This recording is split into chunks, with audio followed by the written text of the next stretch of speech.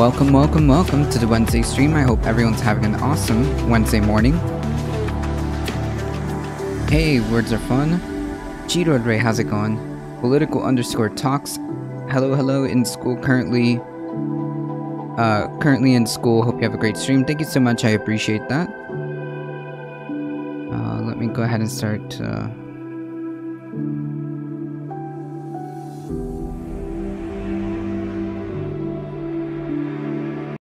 Okay. I'm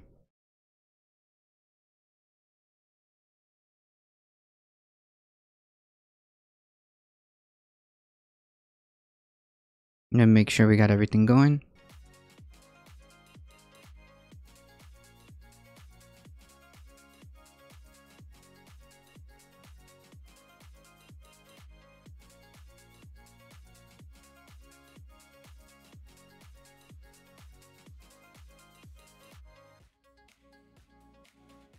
Another day taking care of wife post COVID-19 shot. Wow, is this a second shot or is this the second shot or the first shot?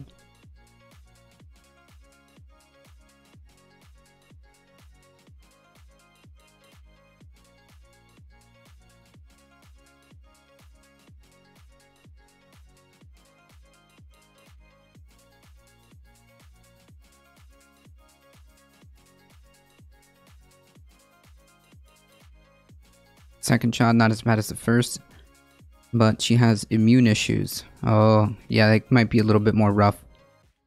It might be a little bit more rough if that's the case.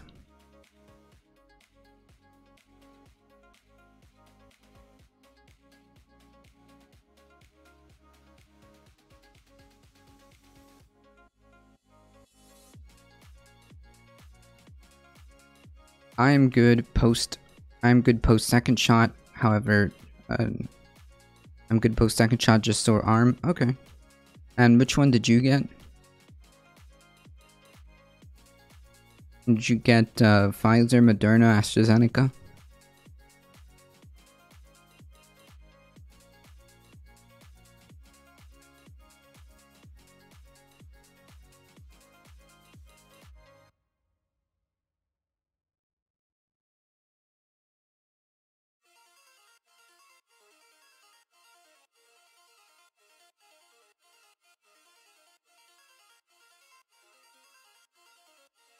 We both have Moderna, gotcha.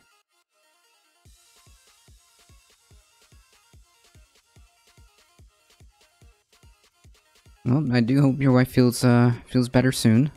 I know it can be a little bit rough, especially for those immunocompromised. I get my second jab 5 hours from now. Nice. Nice. Super poggers.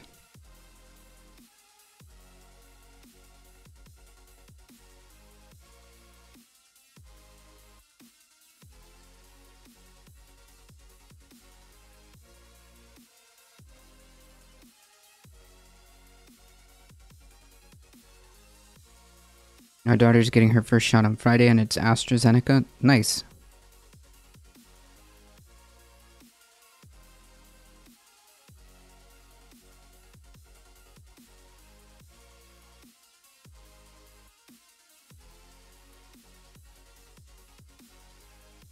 Can't wait for all the kids, all 4 of them, to get the shots. All 4 of them. Ooh.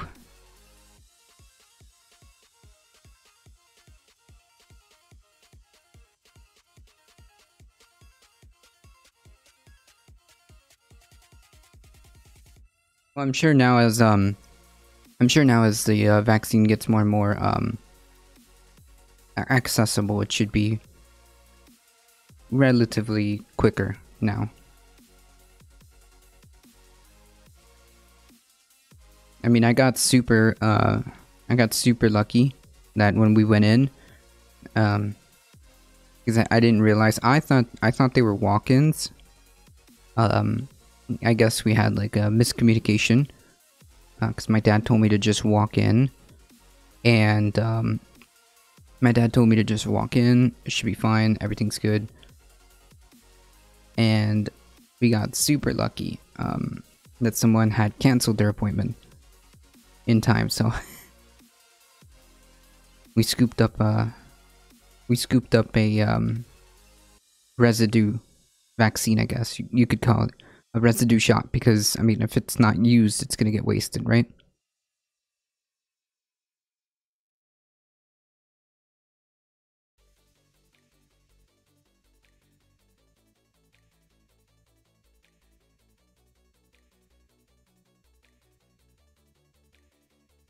All right, folks, we do have some headlines to go through.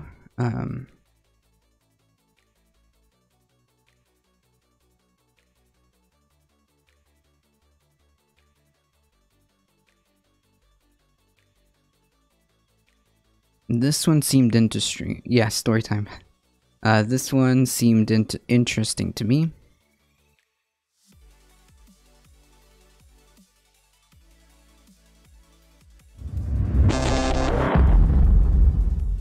So this story that we're going to talk about is very, very rage-inducing. It made me very angry after reading it, and it's not necessarily something that's shocking, but still, when you hear about the specifics, it really is unthinkable.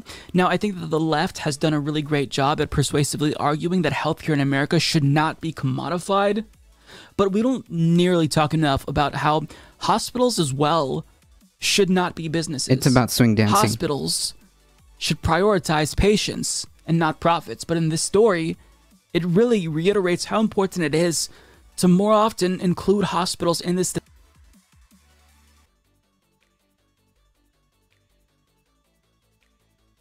Hey, leave my little bot alone. Hey, memo for the record. How's it going? Discussion about the decommodification of healthcare, because they do a lot of terrible things that lead to people being harmed, especially when times are tough. During a global pandemic that is so bad it only happens usually once a century. So as CNN's Casey Tolan reports, as the coronavirus spiked in Missouri last fall, a wave of cases hit a nursing home in the state's rural heartland. Robin Bull, a part-time nurse, remembered an ambulance coming and going constantly on one especially scary morning, rushing residents to Moberly Regional Medical Center, the local hospital. But even as Bull was helping send patients to Moberly Regional, the hospital was in the process of suing her and at least one other former employee at the nursing home. They were two of more than 600 former patients the hospital has sued over medical bills during the coronavirus pandemic, according to a CNN analysis of court records. Bull's experience is hardly unique. Hospitals owned by Community Health Systems Incorporated, one of America's largest hospital chains, have filed at least 19,000 lawsuits against their patients over allegedly unpaid medical bills since March of 2020, even as other hospitals around the country have moved to curtail similar lawsuits during the coronavirus pandemic, a CNN investigation found. The company's 84 hospitals, which are concentrated in the South and stretch from Alaska to Key West, Florida, have taken their patients to court for as little as $201 and as much as $162,000. They say litigation is a last resort. CNN's review of court filings across 16 states the company operates in found that most of the patients sued by CHS, like Bull, didn't hire a lawyer or fight the lawsuits, and judges often ruled in the company's favor by default. Right, it's not like they had a case or anything like that. And I would also like, okay, so you know what, let's just like finish the video, but it stands to reason that it is inconceivable that this is a thing. It is inconceivable that this is a thing. In some states, defendants' debts piled on with attorneys' fees and interest. Elsewhere, the hospital chain's subsidiaries quickly moved to garnish defendants' paychecks after a judgment. CHS in 2020 enjoyed its most profitable year in at least a decade. Even as it was suing patients during the pandemic, the company made $511 million in net income last year, a big swing after 4 straight years of annual losses. That strong financial result led to the company's top executives earning millions of dollars worth of bonuses, according to documents it has filed with the Securities and Exchange Commission. One reason for the success, CHS has been buoyed by tax. Nice. My boss is out. I can likely get paid to work out today. Will I get a lot of work done? No, but I can do those things and she will never have to know. True. True.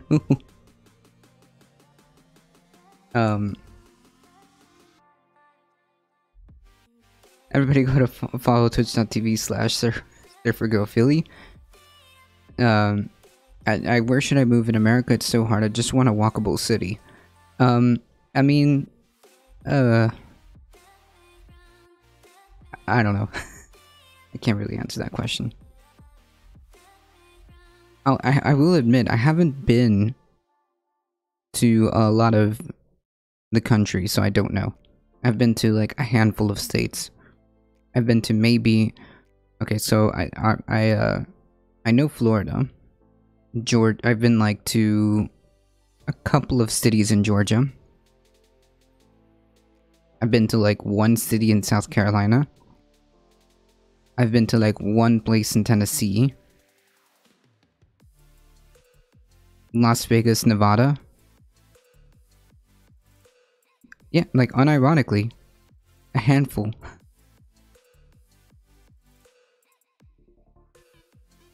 Taxpayer support. It received $705 million in pandemic-related aid from the federal government's CARES Act and other state and local programs in 2020, not including additional government loans it will have to pay back, according to its 2021 annual report to shareholders. Okay, let's step back and review all of the details here.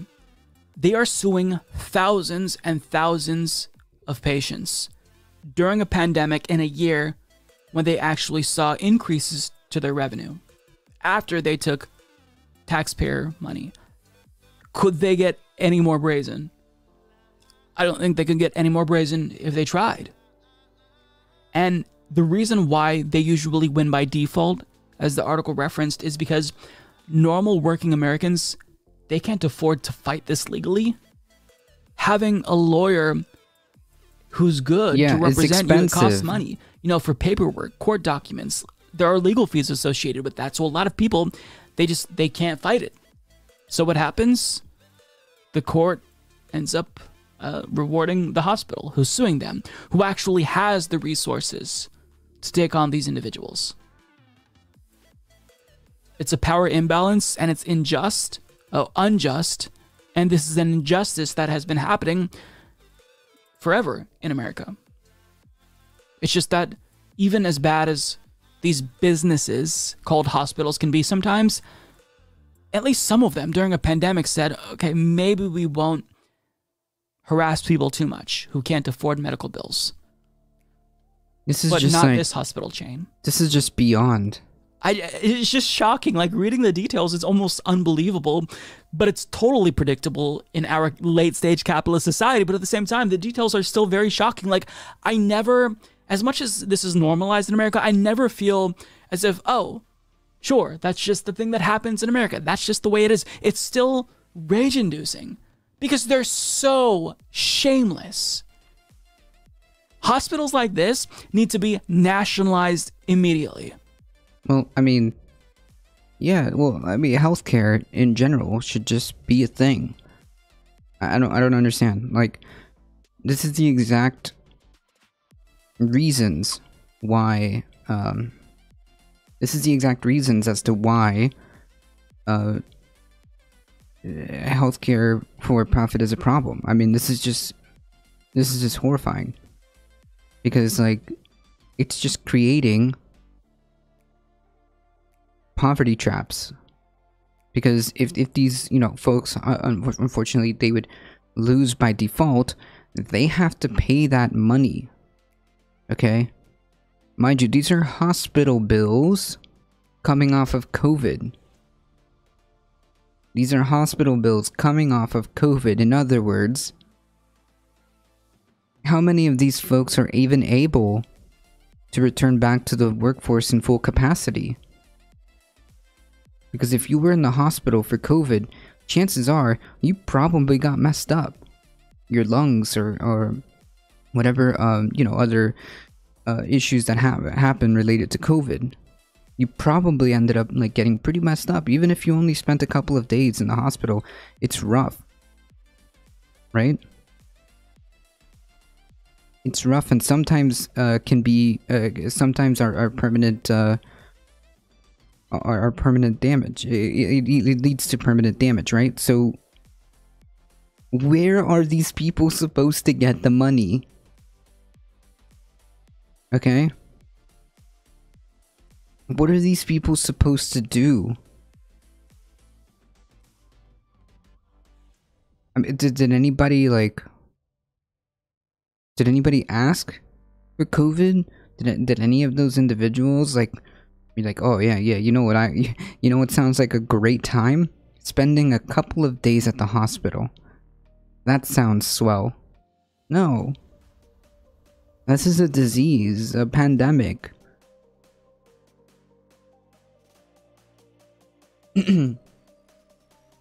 I'll be dead in my grave before I recognize Missouri. The war on poverty for sure. Yeah, I mean, like, this is just creating... or perpetuate... Well, creating, because this would be, like, new pockets of poverty traps. Because, I mean, what exactly are these people supposed to do? We must make the blame easily pinpointable. Yeah, I mean, it's very clear. Almost all the next UFC card is cancelled because of fighters dealing with long-term COVID effects. Oh yeah, totally. At-risk individuals, high-level athletes, dealing with long-term COVID effects because they got COVID for a couple of days and probably were, you know, were feeling pretty messed up for a couple of days and now have long-term, who knows, maybe permanent damage. These aren't exactly like at-risk individuals. The UFC fighters are very they're high level athletes. And I mean, the UFC is incredibly irresponsible because I don't think they really necessarily care about their fighters' health. Dana White, I heard, is incredibly ruthless. And yeah. But who in the company is to blame? What regulatory agency failed to prevent this?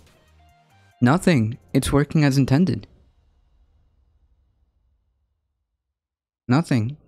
Nothing here is illegal.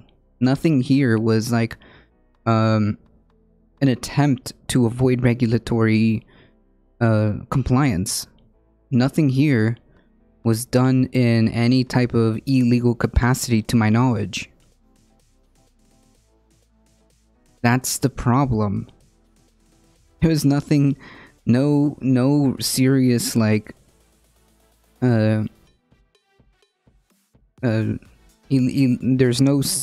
nothing preventing them from doing this. This is perfectly a-okay. That's the problem.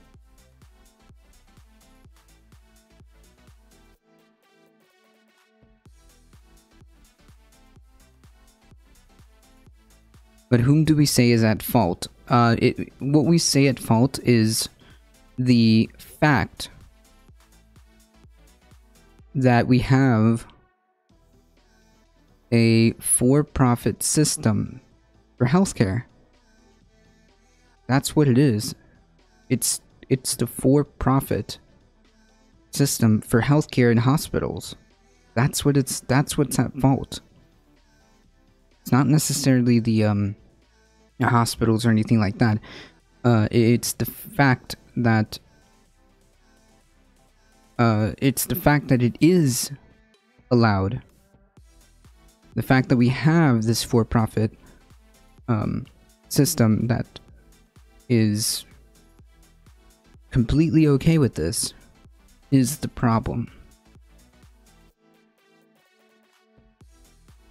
Well, yeah, it's certainly on the politicians in the sense that, like, yeah, if they wanted to, they could fix this. They could fix this, and they aren't.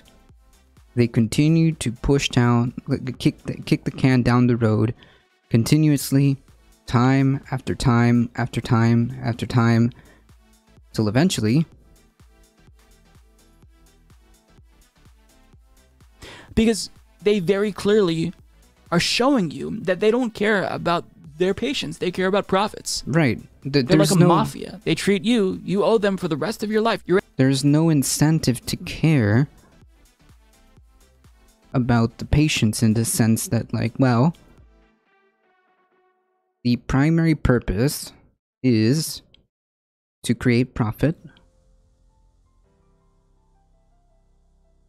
by administering healthcare. So that is secondary.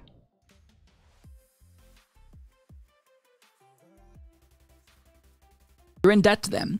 And in the UK, it isn't this way. There are some privately run hospitals in the UK, but a lot of hospitals are actually publicly owned. So that means that doctors and nurses, they're actually government employees. Now, again, not all hospitals in the UK, but we don't even really have that as an option in the US. I mean, the closest thing is the VA medical system for veterans. But we need to at least see an increase in publicly owned hospitals. And Bernie Sanders is on the right track Well, I mean, hold on. I will give slight pushback. There are community hospitals or medical, like there are hospitals that are state run, not federally, but I believe there are certain hospitals that are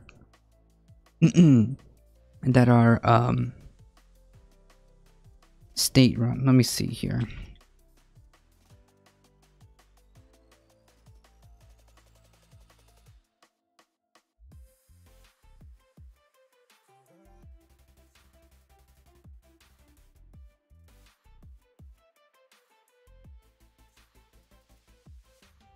Yeah, one of the #1 hospitals in Miami, in Miami Fort Lauderdale,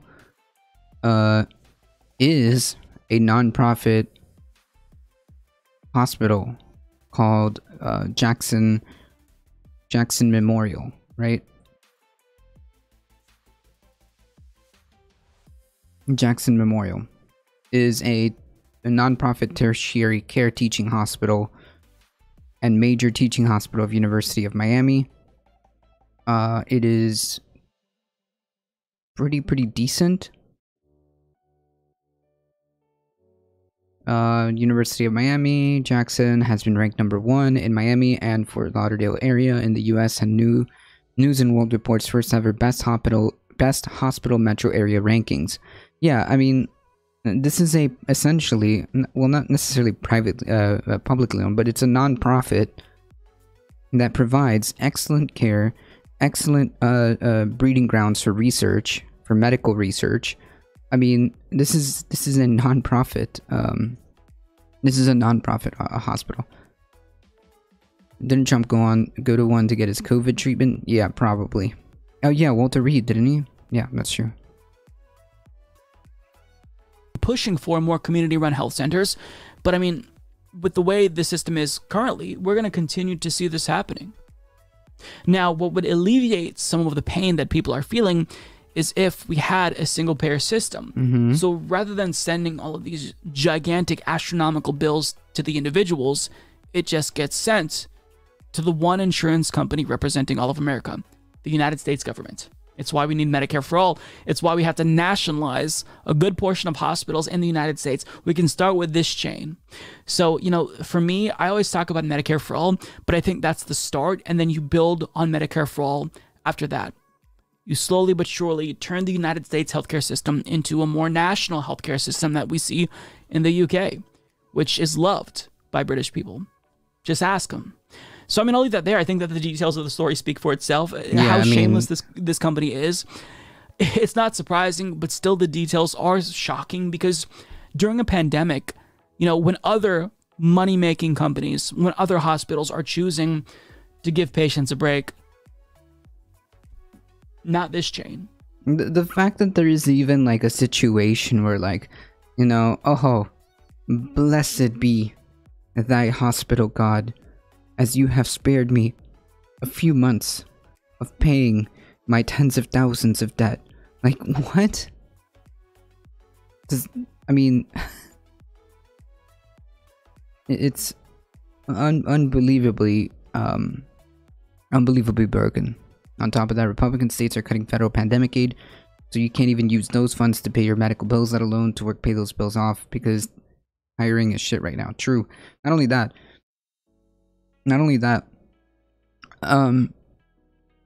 why is medical debt a thing?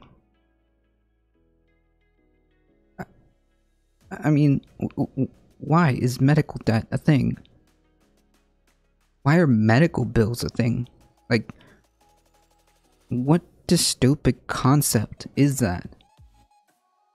Like, okay, fine, there's bills, you know, like a mortgage, or like, I don't know, the bill for your utilities.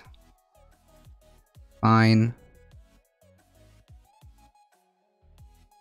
Medical bills? What? Where are we? Like, what dystopic, like, hellscape is this where medical debt and medical bills are a thing? Biden can unilaterally cancel it, but he won't do that? Yeah, that's true. Hey, Bread Plays. Hey, Justin, how's it going? Got a few folks here. Few shoutouts.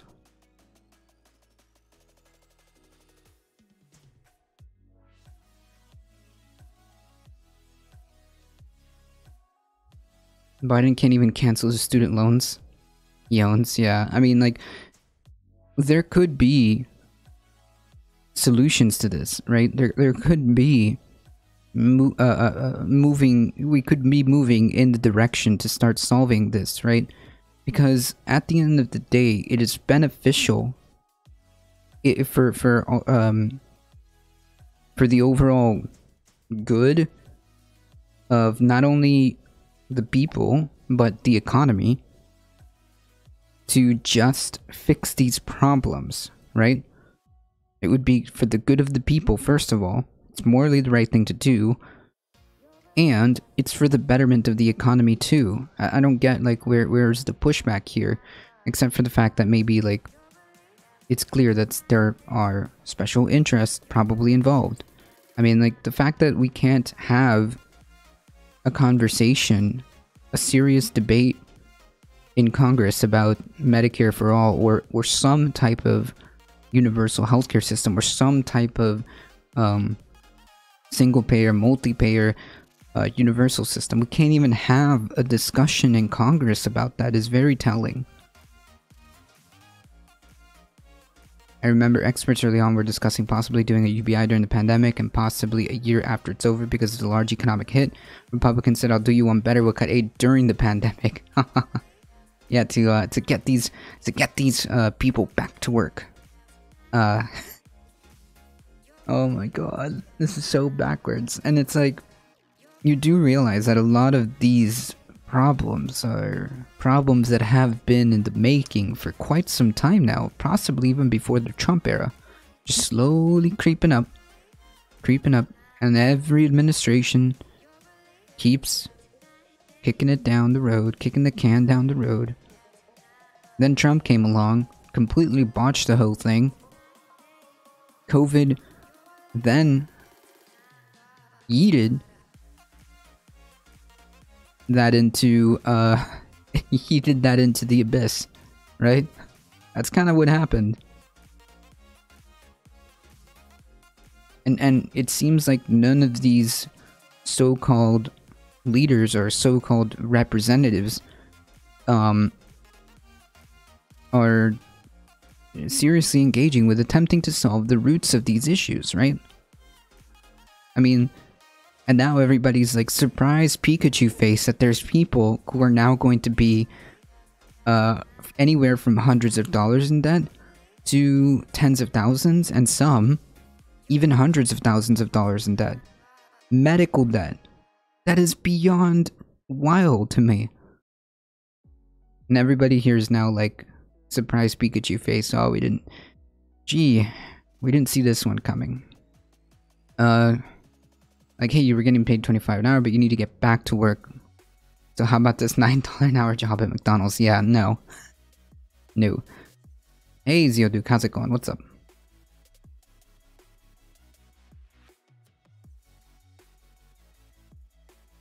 They're going full speed ahead, suing thousands of patients. It's unthinkable during a year when they actually saw their revenue increase. Yeah, and like to top it off, like that's the whole ridiculous like thing about it, right? It's not like this company was like in desperate need of money, so they were just trying to grasp at anything that they could to save themselves. No. They're making record profit because, well, yeah, they've had a record like amount of people because of once in a supposedly once in 100-year pandemic. So I don't even understand. It's not like, it's just pure greed at that point. It's just pure greed.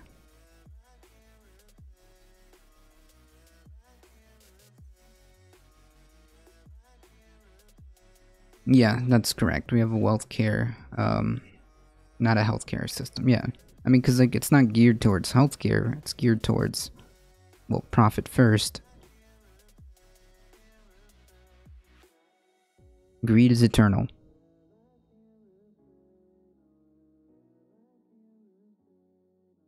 This is unbelievable. I don't even know why this is like a thing.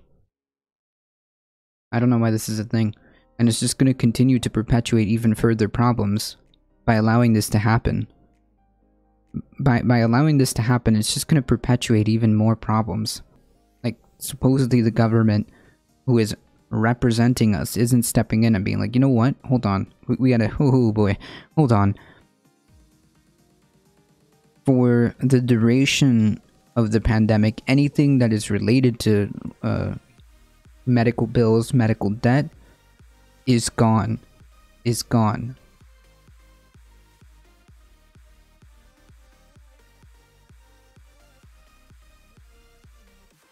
And like that kind of like, I don't think people realize like how also that can cascade, because like if those people can't pay medical bills and they happen to have other bills, like for example, I mean, it's statistically very likely that these people also have credit card debt. It's also likely that they may have either a mortgage or rent. It's also likely that they may have, you know, if they have student loans. What's gonna happen when they start defaulting on all of these loans? What's gonna happen when they, one by one, start defaulting on all of these loans that they can't pay?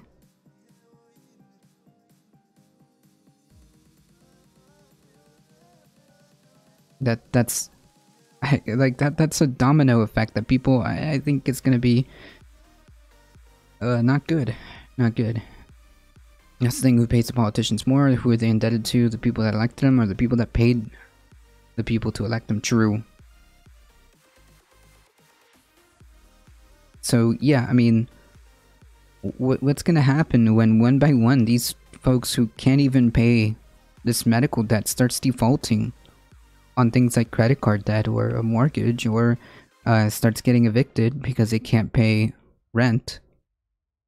Chances are, if they were in the hospital for that long to incur this amount of medical debt, chances are they probably haven't been working. So where are they going to find this money? They're just going to start defaulting on all these loans. These are thousands of people just in this section alone, in this company alone.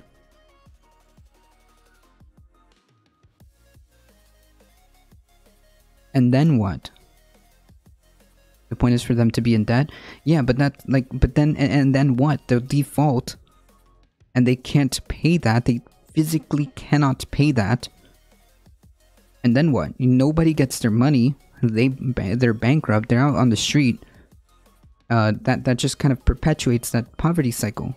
Like, who wins there? Because where are they gonna get their money? Nobody wins. It's just a bargaining tactic. They just had a higher bar for negotiation or something. I don't know. But not even, because if The current power structure won't even win at the end of the day, because if this continues, it will crumble in itself. Right? This is not sustainable. This is not sustainable.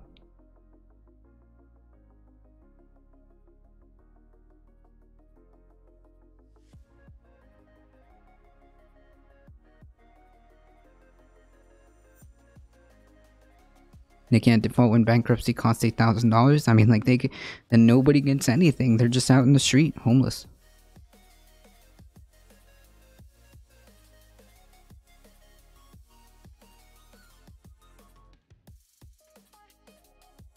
It's a benefit to the wealthy who buy houses. Buy the houses of the evicted and flip the houses on a high interest loan. I mean, sure, but to who?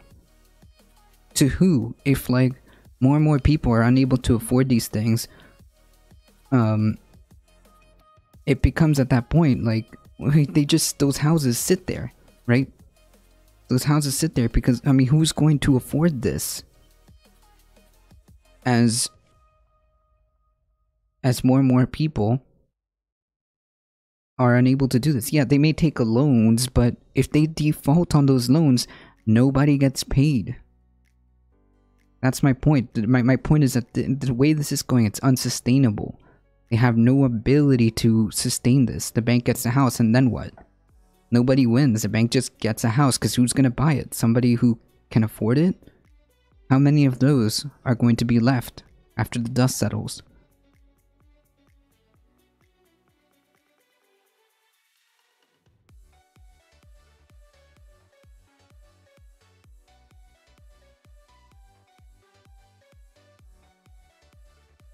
Right, not many.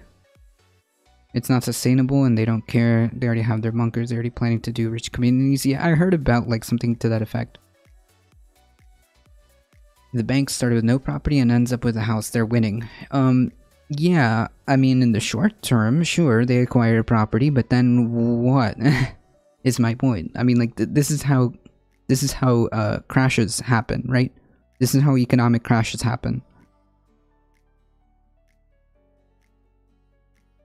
This is how economic crashes happen.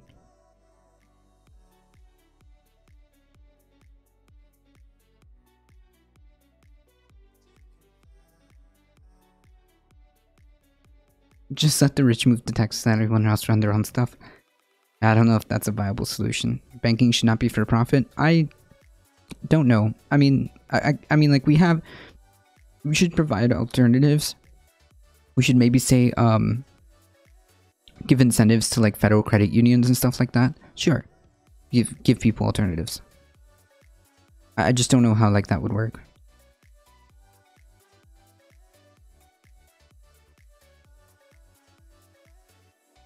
Right, yeah, the bubbles bursting. Right, like that's exactly where I was going for. That's where I was going for. Like, eventually it's going to get to the point where it's going to pop and there's going to be no winners here, except maybe for a handful of people possibly. But if nobody, essentially it boils down to, like, if you are a business and you sell stuff,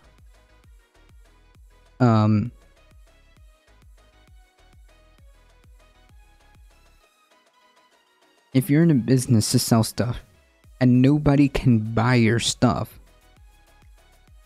then your business dies, right? That's basically what it is. If you continue to make it so that something is universally basic, that needs a universal human basic necessity, such as a house, becomes so unaffordable, and all of these different kinds of loans start to default one by one, I mean, who's going to be able to buy all that property?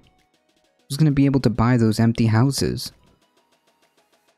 If nobody's getting a living wage job, people are homeless, people can't afford it, they're in debt. Who's gonna, like, they're just gonna sit there? Who does that benefit? If the American people ever allow private banks to control the issue of their currency, first by inflation, then by deflation, the banks and corporations that will grow up around the banks will deprive the people of all property until their children wake up homeless on their continent their fathers conquered. The issuing powers should be taken from the banks and restored to the people to whom it property belongs. Thomas Jefferson. Huh. Yeah, Thomas Jefferson seemed like a crypto anarchist.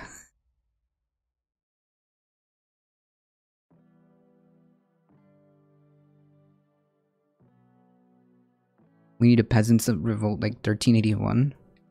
What we need is competent representative government. What we need is competent government.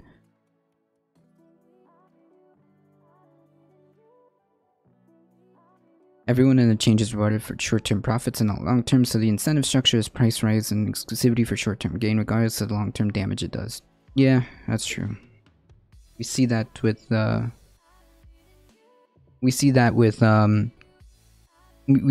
oil.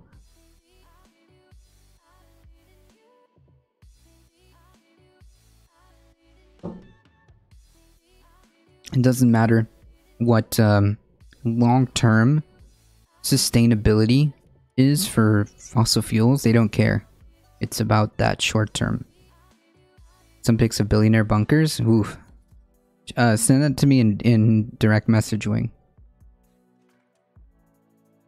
Anyways, TLDR.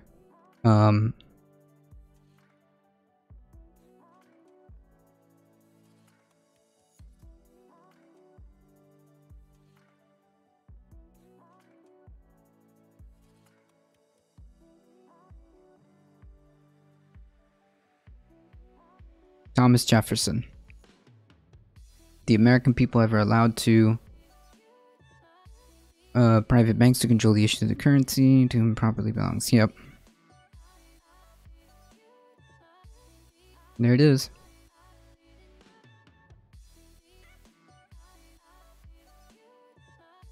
Yeah, I don't think it works like that, Wing. Just click on my name and send it to me.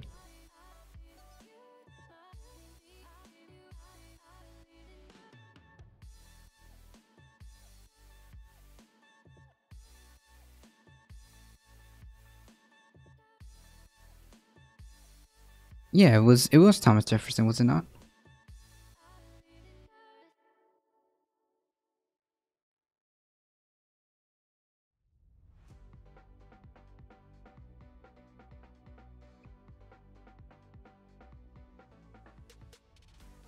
Like right now I'm in Georgia, but I'm applying for jobs in SoCal because not only are there more decent job opportunities, but if all else fails, California at least provides emergency pandemic aid until September.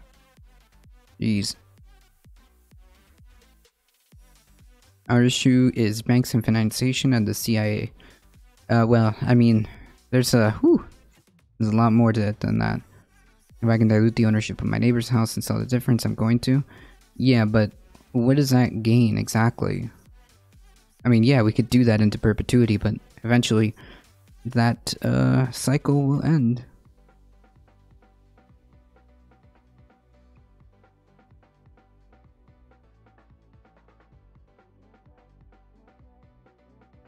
Oh, shoot.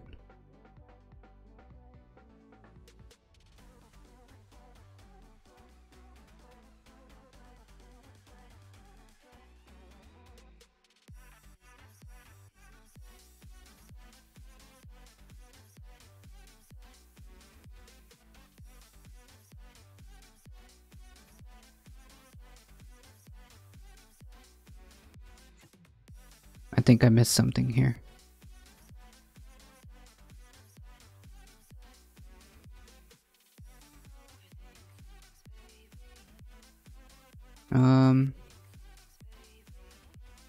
Fine.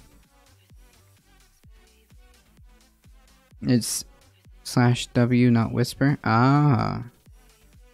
I didn't even know you could do it through a chat command.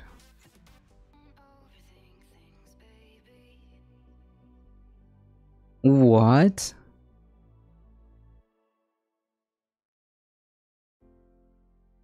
Some equipped with special air filtration systems. with a year's worth of food.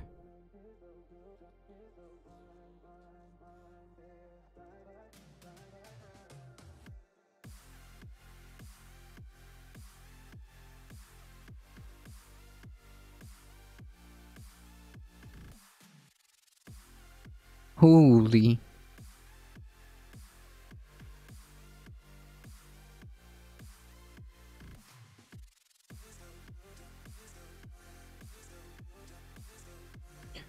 What? We built one in California that has its own shooting range, swimming pool, and bowling alley?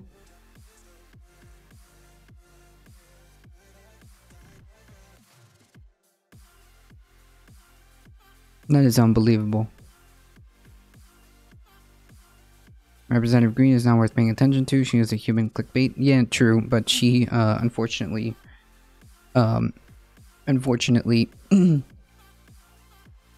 has, she has a lot of followers, so.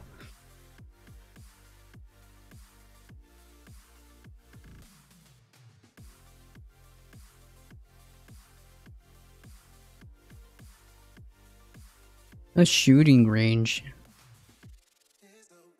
This is unbelievable.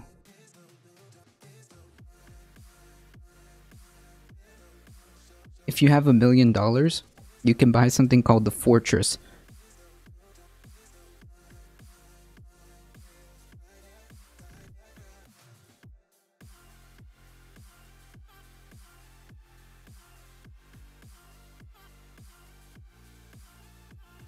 This Europa one was originally built by the USSR. Interesting.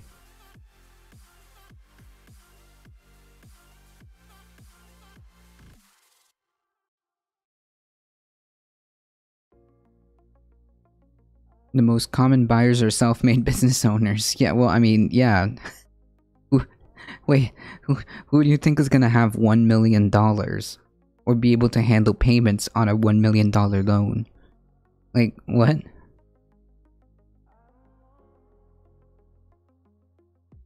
Yeah, this is nothing new. Alright. So we all know what happened with the cringy quote. It seems like finally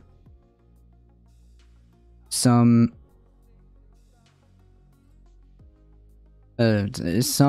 level of pushback is happening. Although what they're gonna do about it is probably nothing. Top House Republicans, including Minority Leader Kevin McCarthy, on Tuesday repudiated comments by Republican Congresswoman Representative Green comparing vaccination requirements to the Holocaust. I mean, like, what is this is so, like, cringe. McCarthy did not say whether Green, who was removed from her committee assignments in February because of her history of promoting conspiracy theories and posting videos with anti-Semitic and anti-Muslim sentiment, would face any repercussions for her latest offensive remarks. Right. In a tweet on Tuesday, the Georgia Congresswoman shared an article from the Tennessee TV news station reporting that vaccinated employees of a local supermarket would have a vaccination logo on their name tags. Yeah, because that totally equals the same thing as, you know, the whole gold star thing. Green wrote, claiming that vaccine passports and mask mandates create discrimination against unvaxxed people. Wait, what victim complex is this? What level of victimization what level of victim complex is this? Where you feel discriminated because you don't want to comply with a public health? First of all, it's not like a forced government busts down your door and shoves the vaccine into your arm as 5 state agents hold you down, right?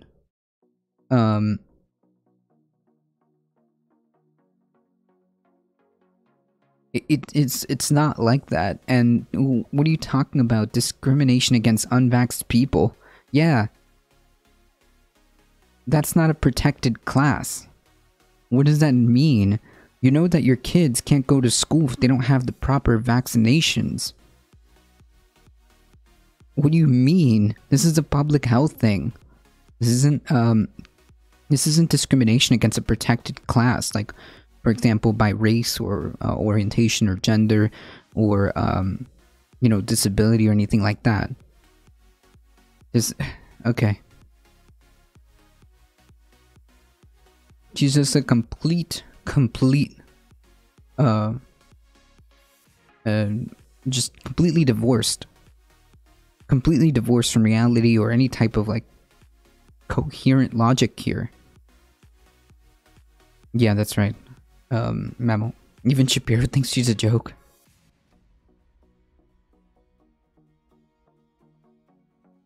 Sourcing, being a self-absorbed jerk is now a protected class. Exactly. Like, so you don't want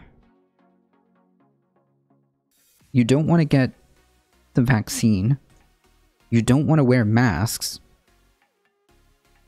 But you also want to participate in society? Like, no, dude.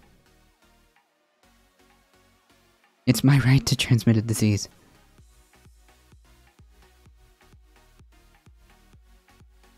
Hey, Heat, how's it going? Welcome, welcome. Welcome, welcome, welcome.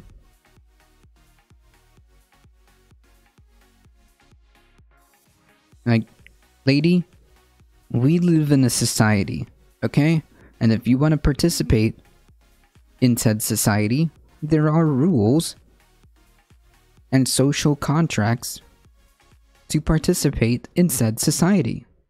Sorry, you do not have the right to perpetuate a pandemic. Sorry. Yeah, Krispy Kreme is literally Hitler because they won't give me free donuts until I'm vaxxed. People sad. True. Hey, Wiz. One of my coworkers doesn't want to get the vaccine. She legit wears a face shield, but yet she wants to get things back to normal. Well, if you're holding out, well, bitch, if you're holding out on the vaccine, it's halting that. Exactly.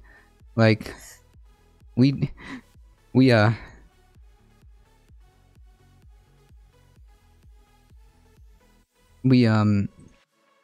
can't have it both ways.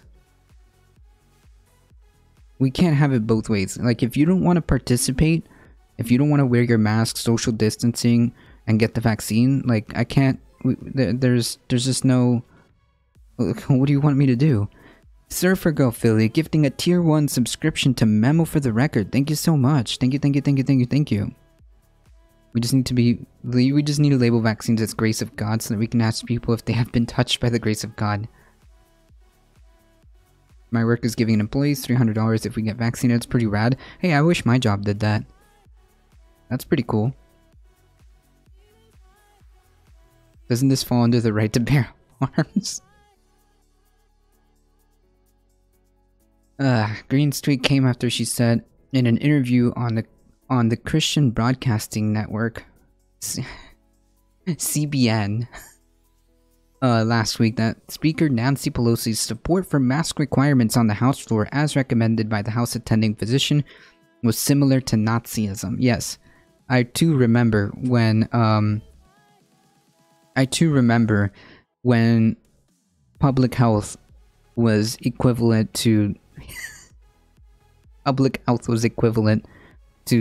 Nazism.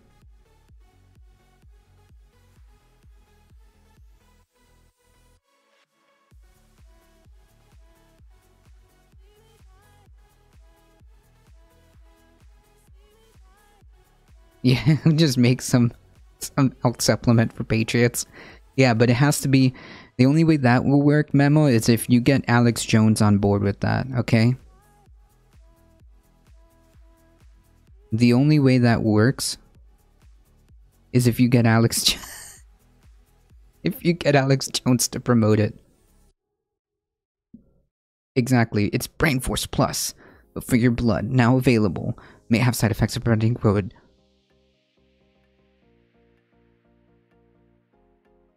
Yikes, Heat.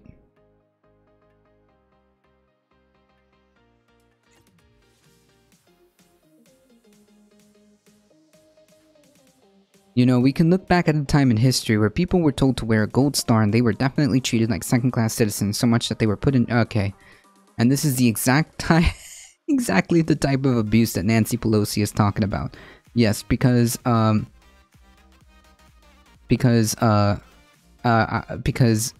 you know, Nancy Pelosi enforcing a piece of cloth to prevent, or I should say a mask to prevent COVID, or get freaking vaccinated, is equivalent to you being taken, you know, in trains and so on and so forth. Howdy. More impressions. Maybe I should make more channel points for different impressions. You're now in charge of voiceovers for commercials. Yeah.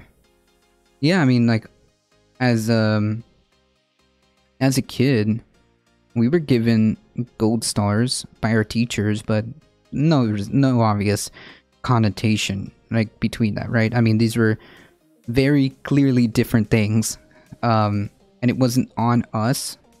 It was, like, on boards, where we would accumulate little stars, and once we get to 5, we would get, like, candy or something, if I remember correctly. As a kid,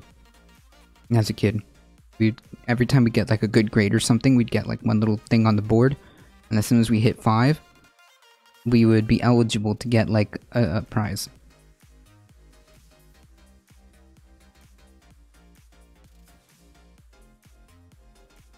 Our teachers went to the same training school, clearly. Well, I mean, mostly, I would imagine a lot of them follow some type of general... Yeah, it is completely inappropriate. Pentagram stars have very different cultural meaning than hexagram stars, true. Yeah, you can post links. You have the almighty, you should have the almighty diamond. You should have the almighty diamond. You can post links. Surfer Girl. It should be based off the 1905 Supreme Court case. Yeah, I mean, like, I don't know if it should be, like, mandatory in the sense that, like, forced vaccinations. I think that it should be, I think that it should be a situation where if you don't get vaccinated, you just can't, like, if you're, you know, in school, you can't go back to school. There may be health provisions for jobs where they may require you to have the vaccine to return to work. They may require vaccines to go on cruise ships, airplanes, so on and so forth. You know, things like that. I love Germany when I was able to visit briefly. I've never been. I'm not a warmonger, but I feel like we should take out North... What is this coming from? What does that even mean? Like, wait, what? What does that even mean? And why are you advocating to just eliminate a country? But, what? This is very normal. Totally normal stuff going on here. The heck? Yeah, but in Germany it's pretty nuclear. Yep.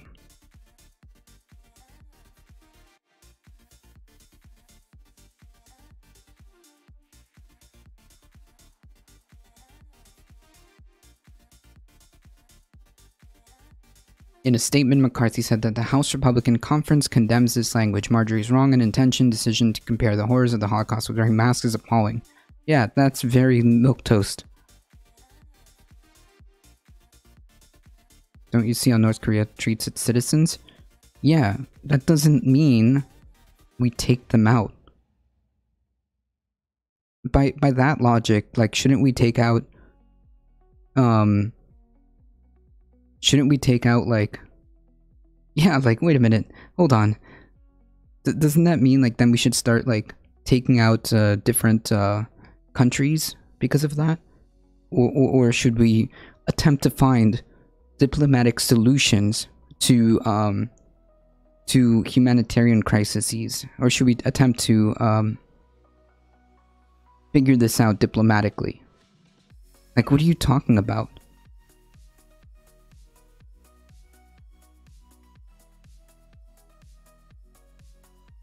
Yeah, Surfer Girl, this is like 2 seconds away from a bop.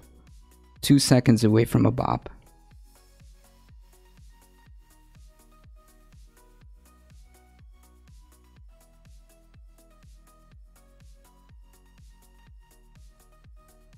Okay. Last chance. Just because that is horrible does not mean we have a right to, quote unquote, take them out. How does that justify that?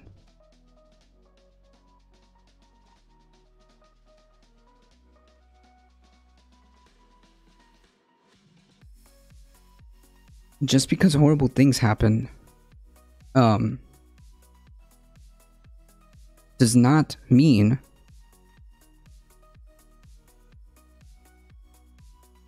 we should take them out.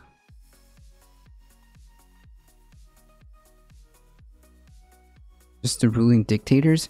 And how do you propose doing that without starting a massive conflict? You...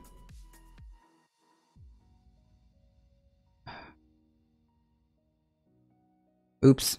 Hold on. Can somebody bring back Surfer Girl? Hold on.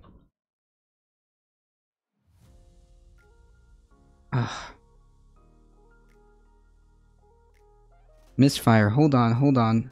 Friendly fire. Okay, we got it. Now, how do I undo that? Time out.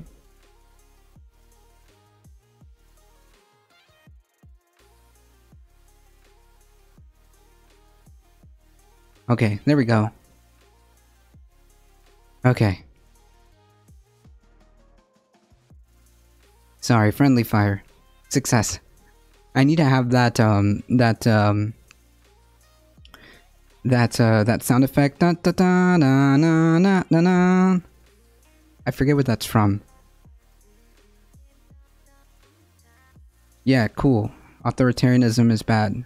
And? Yes, Final Fantasy. Thank you. Peanut Butter, thank you so much for the follow. I appreciate that.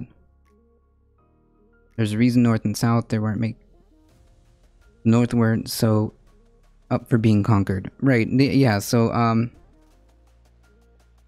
yeah, a friendly fire emote. Or the Zelda you got a heart, sound effect. Yeah, I need to get one of those.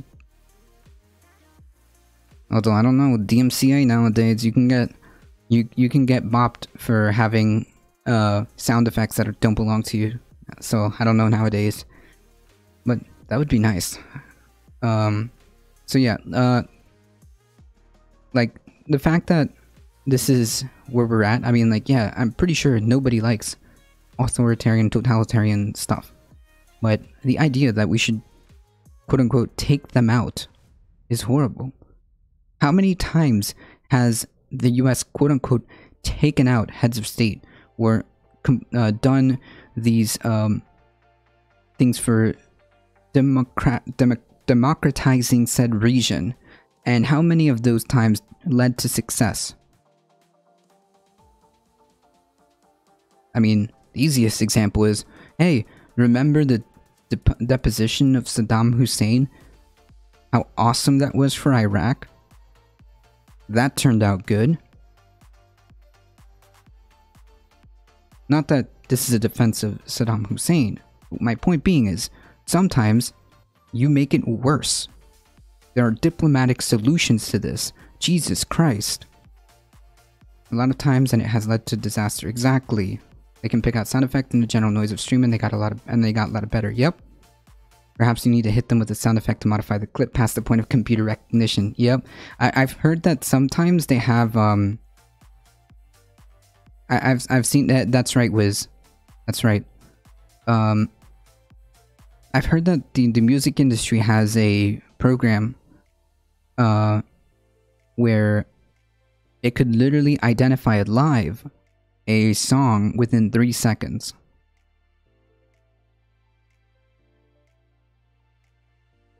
We all know how much democracy the National Guard brought in America when it was deployed last year. I think the war against Nazi Germany was warranted. Yes, because at that point, they threatened the existence of everyone. That was a different situation. That was a different situation. They were the ones expanding out and with the clear intentions of what they were going to do and conquering nation after nation after nation after nation.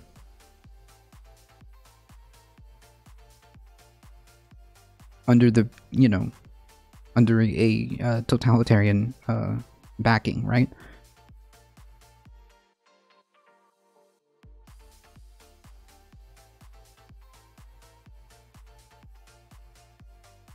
True.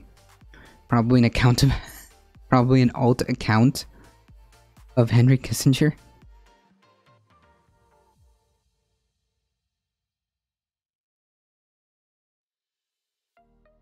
Correct. Yeah, and then say, oh wait, no, that's not what I meant. I just meant the dictator. But like, still.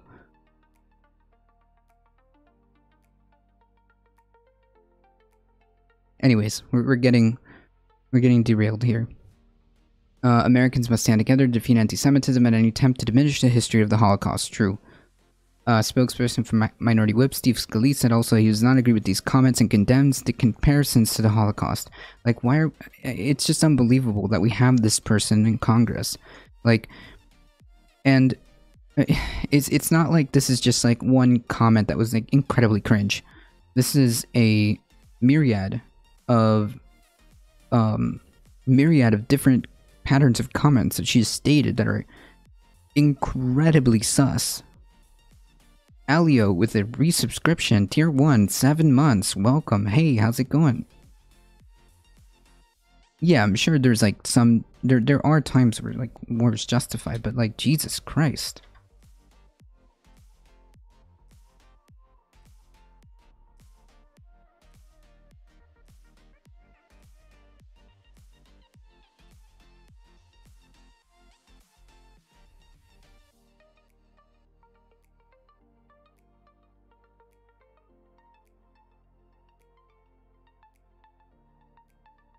Anti-Semitic incidents remained at a near historical high level in 2020, according to an annual survey by the Anti-Defamation League released last month.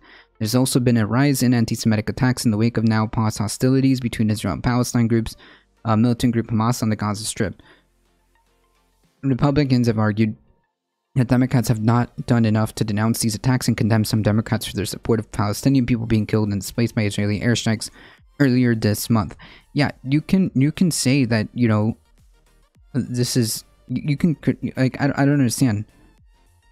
Alia with the 11 biddies, and also, what are they talking about? Like, isn't the Biden administration, like, heavily, unequivocally on, the side of, Israel? I mean, I don't understand what their criticisms are.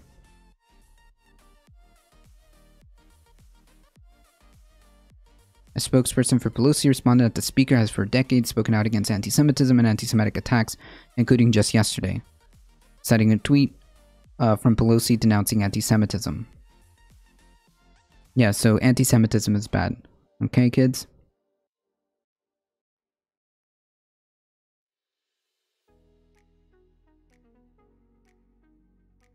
Green's recent comments may have precipitated a response from McCarthy following criticisms from prominent Republicans. Please educate yourself so that you can realize how absolutely wrong and inappropriate it is to compare proof of vaccination with the 6 million Jews who were exterminated by the Nazis. You're an embarrassment to yourself and the GOP, Matt Brooks, the executive director of Republican Jewish Coalition, said in a tweet on Tuesday morning. Nice. Jeff Miller, a prominent GOP lobbyist and close friend of McCarthy who sits on the Holocaust Memorial Museum Council, slammed Green in a tweet saying that he would be happy to arrange for her to visit the U.S. Holocaust Museum. Yeah, and let's see, like, how, well, I mean, this person is beyond reason. But then going forward, you wouldn't make any more disgusting, ignorant, and offensive tweets. If I'm wrong and you're not ignorant about Holocaust, and you're just disgusting. Jesus Christ. Green doubled down on her comments later on Tuesday, saying in a statement that Democrats attempt to shame, ostracize, and brand Americans who choose not to get vaccinated. Or, yeah, it's just like perpetual victim complex. Jesus Christ. NTG wants to be the center of attention. Yeah, exactly. And GOP acknowledges. Attempts to shame, ostracize, and brand Americans who choose not to get vaccinated or wear a mask are reminiscent of great tyrants of history who did the same to those who would not comply. Like, what is this? It's this perpetual victim complex. It's victimhood. That she's like living in, bro.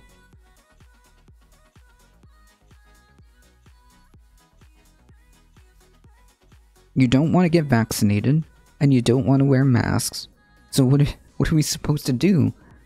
I'm sorry that my words make people uncomfortable, but this is what the American left is about. Wait.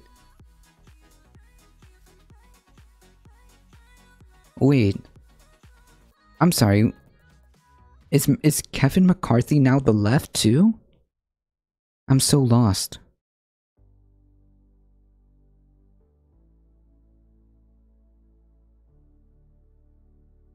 I'm so lost.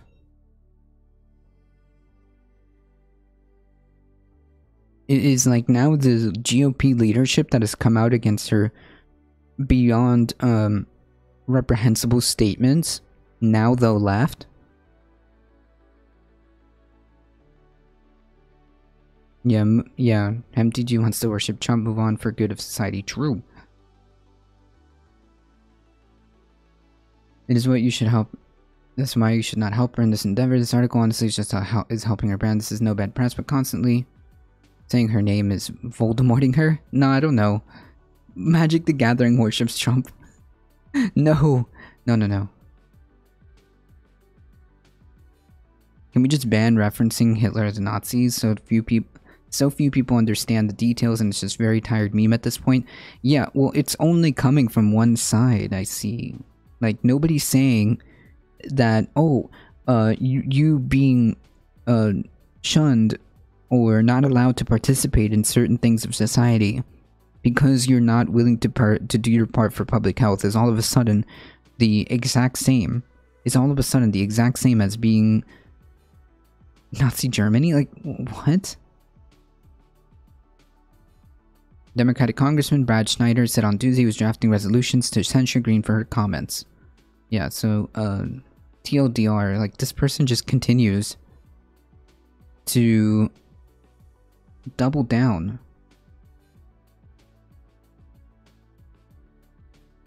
This person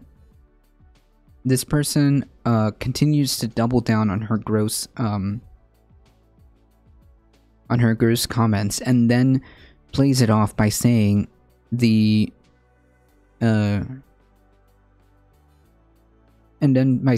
this is what the American left is all about. The American left isn't the one talking about, isn't the one, like, this story is about the Republican leadership, not the American left. What?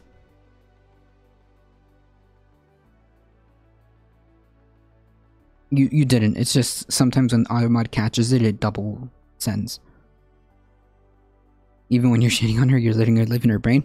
No. I'm pointing out the delusional, the delusional character that this person is, because unfortunately, this person has a following, and I need to kind of break that so that people understand and read her words and see somebody saying like, "Hey, does this sound reasonable to you?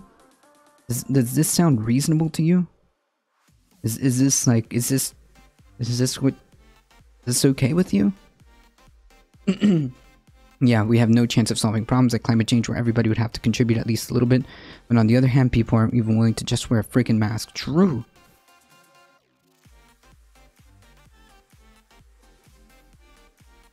I don't think your audience is at risk of that. No, it's not. Most of my audience is pretty like lefty, but there's always a chance. There's always a chance that I want to make sure that when people listen to this or potentially watch a VOD or something like that, that this is just beyond the pale. Trying to get Representative Greenpants to think like you might hurt them physically. Remove her or ignore her. I don't know. I feel like because we ignore people like this, They fly under the radar, and all of a sudden, you know, because like very Quixote like. But I don't want you. But I don't want to troll you guys or anything. Yeah, like the thing is, ignoring this is, I think equally as dangerous. Ignoring this is equally as dangerous because, like, everybody thought, you know, for example, I'll give you this example. Everybody thought that Trump never had a chance. Everybody thought that Trump was just a clown. He would never win an election. Ah, he's just to be ignored. Then he got into the stage. Then he started winning. Then he won. Aren't you promoting that shit, Stain? It's not like your audience like these people, even less passionate or true.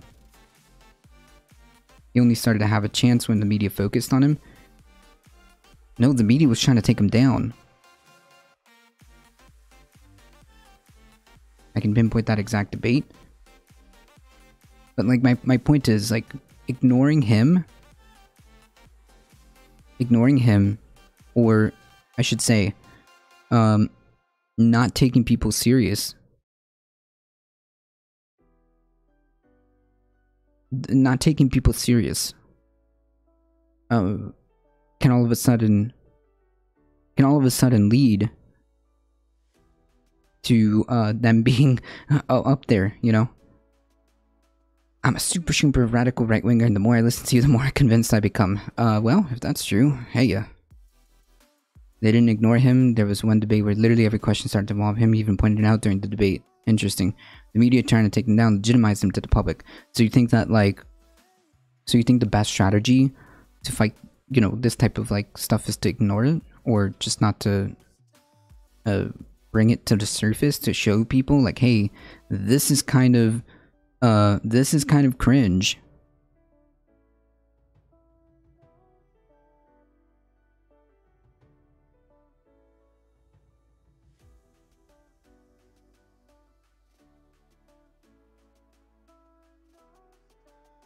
And for the Q, this looks like MSM stopping the truth and the Patriots. Yeah, but the only reason that those things got legitimized is because of the internet. It's because of social media, right?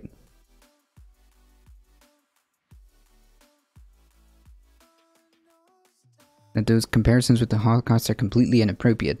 Right, but like, that's what I'm saying. I don't know necessarily if the strategy is to just ignore people like this, or to point out where and how unhinged they are. So, what am I supposed to do? Just not point this out?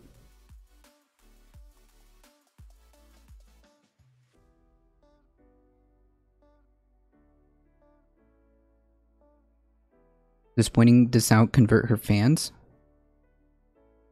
Studies say no. In fact, it's the opposite. So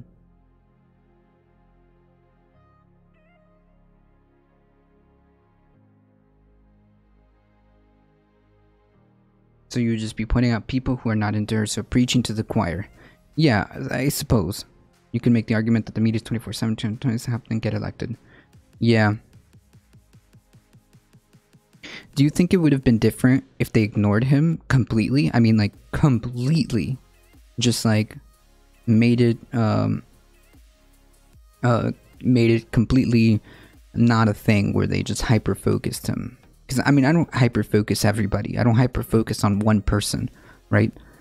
Necessarily. I hyper-focus on, like, things that I find, like, that need to be pointed out. And that are just, like, beyond, that I can't ignore, right? And be like, hey, this is happening, like, look at this, you know? Making Trump a pedestal, gave him the ratings, it's the same. Representative Preen, she gets the views. There's so much hyperbole that referenced the Holocaust or Nazi Germany, I'm not sure everyone's keeping score, yeah. Because it made him kind of a victim, right? Right, so my point being is, like, this person is trying to paint themselves as the victim. I made that, I made that, I made that point, so I don't know. I don't know if the right play is to make sure that people are aware of this or just to ignore it, but then if you if you ignore it, then they get away with saying things like this. So I don't know necessarily.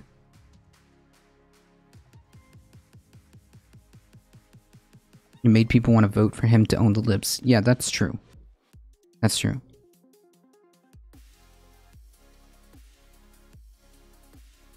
But also, couldn't the argument be made that also the media also led to his loss in 2020 because they hyper-focused on all his failures to the point where it couldn't be ignored? His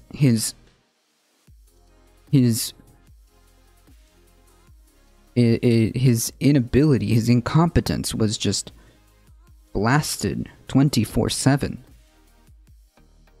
That trick worked once.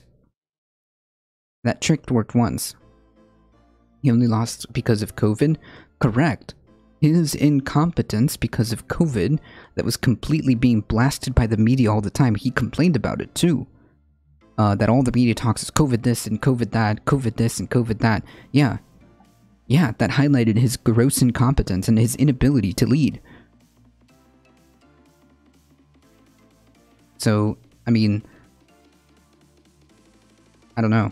I feel like...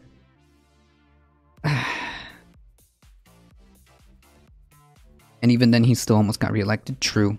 I mean, he wasn't exactly a... I think the media focused way too much on stuff like his taxes and all the really horrible legislation he passed. Yeah, true. So it wasn't because necessarily like the right play would have been like for the media to just ignore him all the way. It would have been to be like, hey, this is really horrible legislation. That would have made a difference. That would have made a difference in 2016. Instead, they were focused on like nonsense that then Trump could use to play the victim card and be like, hey, see, they're all against me, and then that means they're all against you, so therefore you need to vote for me to own the libs, right? Like, so it's not about just ignoring these things, it's about pointing them out in the right way.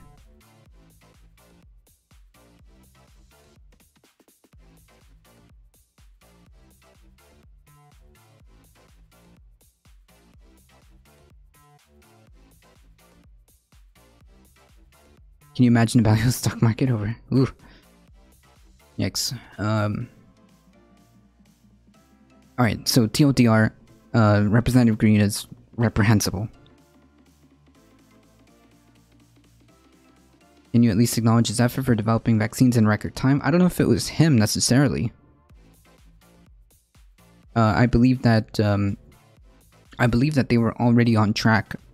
They were going to get funding from the government, and a lot of companies already started to begin to develop some of these things. And not only that, was it really in record time?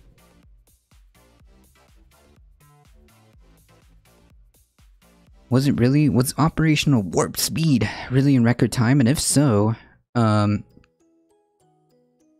that's really weird. Why didn't we, why weren't we first? You should just do that, bring up the topic, don't get deep into Representative Green's representative, move on. Okay, fair enough. It's pretty obvious Green's role is to fill in the Trump's daily tweet distractions. She's literally designed to distract you. Yeah, that's also true, but I'm not ignoring the crappy stuff that they're doing either. What corporate Democrats did wrong was not focusing on the crimes that were very clear-cut, like corruption. Yeah, but even then, people don't... I feel like people don't care about that. It's like, I feel like there's better angles of attack. Yeah, like, I don't know if it was in record time. Weren't other countries already on pace?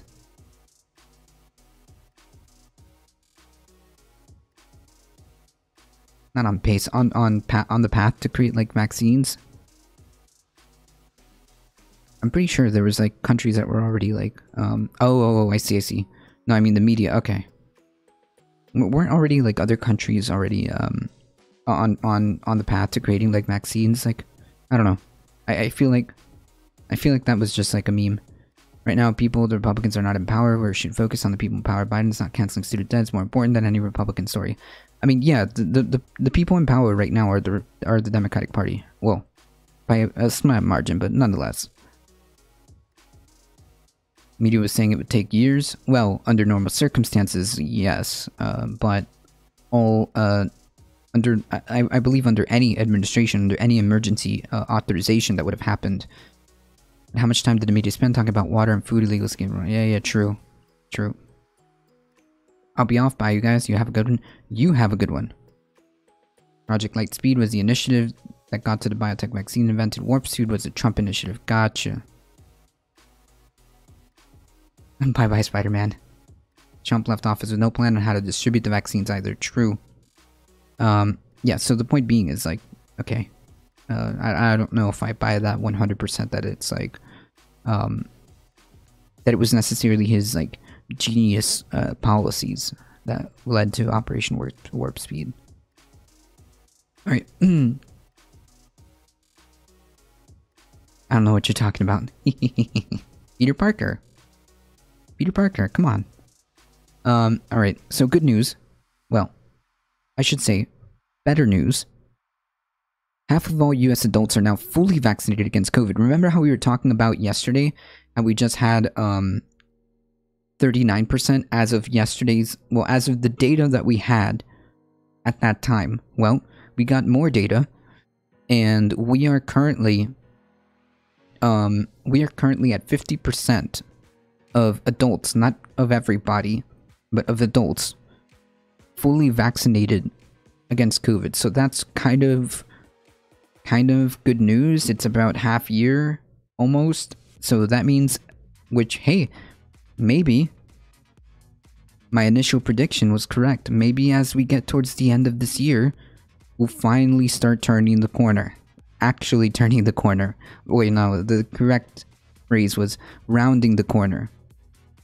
The actual prediction that I had originally was maybe by the end of this year we'll be rounding the corner with this pandemic. It seems like if things continue and everybody does their part, we might actually be in a better position to kick off 2022. I'm not saying that it's just going to be gone completely, but we'll definitely be in a much better position. We'll start to round the corner if this continues. If this trend continues.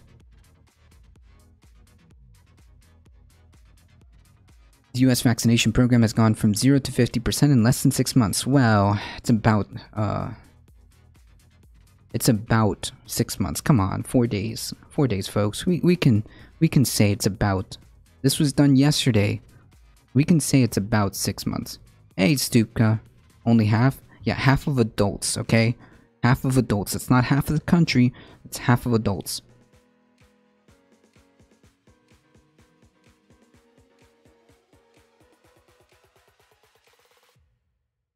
Boo. The US COVID vaccination program has gone from 0 to 50% in less than 6 months. As of Tuesday afternoon, the Biden administration said half of the country's adults are now fully vaccinated against the coronavirus. This is a major milestone in our country's vaccination efforts, Andy Slavitt, a White House senior advisor on the COVID response, said during a midday briefing the number was 1% when we entered office in January of 20. Oh, I see, late January. Fine, we'll give them that. Alright, we'll give them that. 5 months. 5 months. Nearly 130 million people age 18 and older have completed their vaccine regimens since the first doses were administered to the public in December, the CDC said. Another 70 million vaccine doses are currently in distribution pipeline, according to the agency. And vaccinated feels good? Well, that's good. Vaccinations have risen sharply in children ages 12 and older, weeks after the FDA said that cohort is eligible to receive the COVID vaccine made by Pfizer. Nearly 5 million adolescents have received at least one dose of the vaccine, according to the CDC's latest data. The US is pushing to add millions of more people to the ranks of vaccinated. President Biden said this month that his new goal is to administer at least one dose of a COVID vaccine to 70% of US adults by the 4th of July. Well, I think the goal should be, we should try to have the majority of people fully vaccinated by this. Hey, K-How, how's it going? Morning, morning.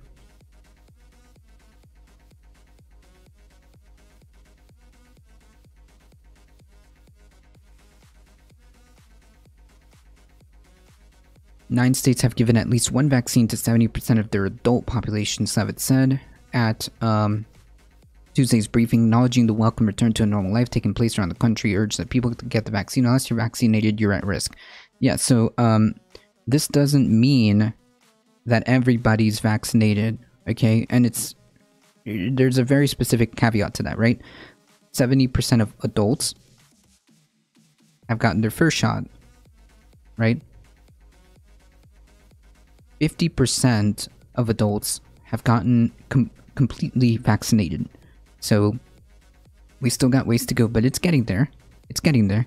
An increasing number of state businesses and organizations are offering incentives for people to get vaccinated, from free donuts to free airline flights. As Wiz pointed out earlier, his job is offering just an extra $300 just to get vaccinated. Why not? One of the best known programs is in Ohio, where people get vaccinated to enter a $1 million lottery called the Ohio Vax-A-Million. Nice. That's right. Stupka. Howdy. I'm frustrated that we are privileged to have the vaccine, but not everyone is getting it, while we hoard it from other countries that really want it. Well, really need it. I think at this point, it's not about want, eh? It's not about want. I think that, like, it is frustrating that people are so hell-bent on being this dense to not, like, just do their part, which is another reason why I kind of pointed out that story of Representative Green. Like, this person has a lot of influence, and they are equivocating, you know, the whole vaccine things, the whole vaccine thing with the whole Nazi Germany stuff is detrimental to us trying to get back to normal. Jesus Christ. Like, this is why I point out these type of stories. Yes, Ono lives by contracting COVID. Correct.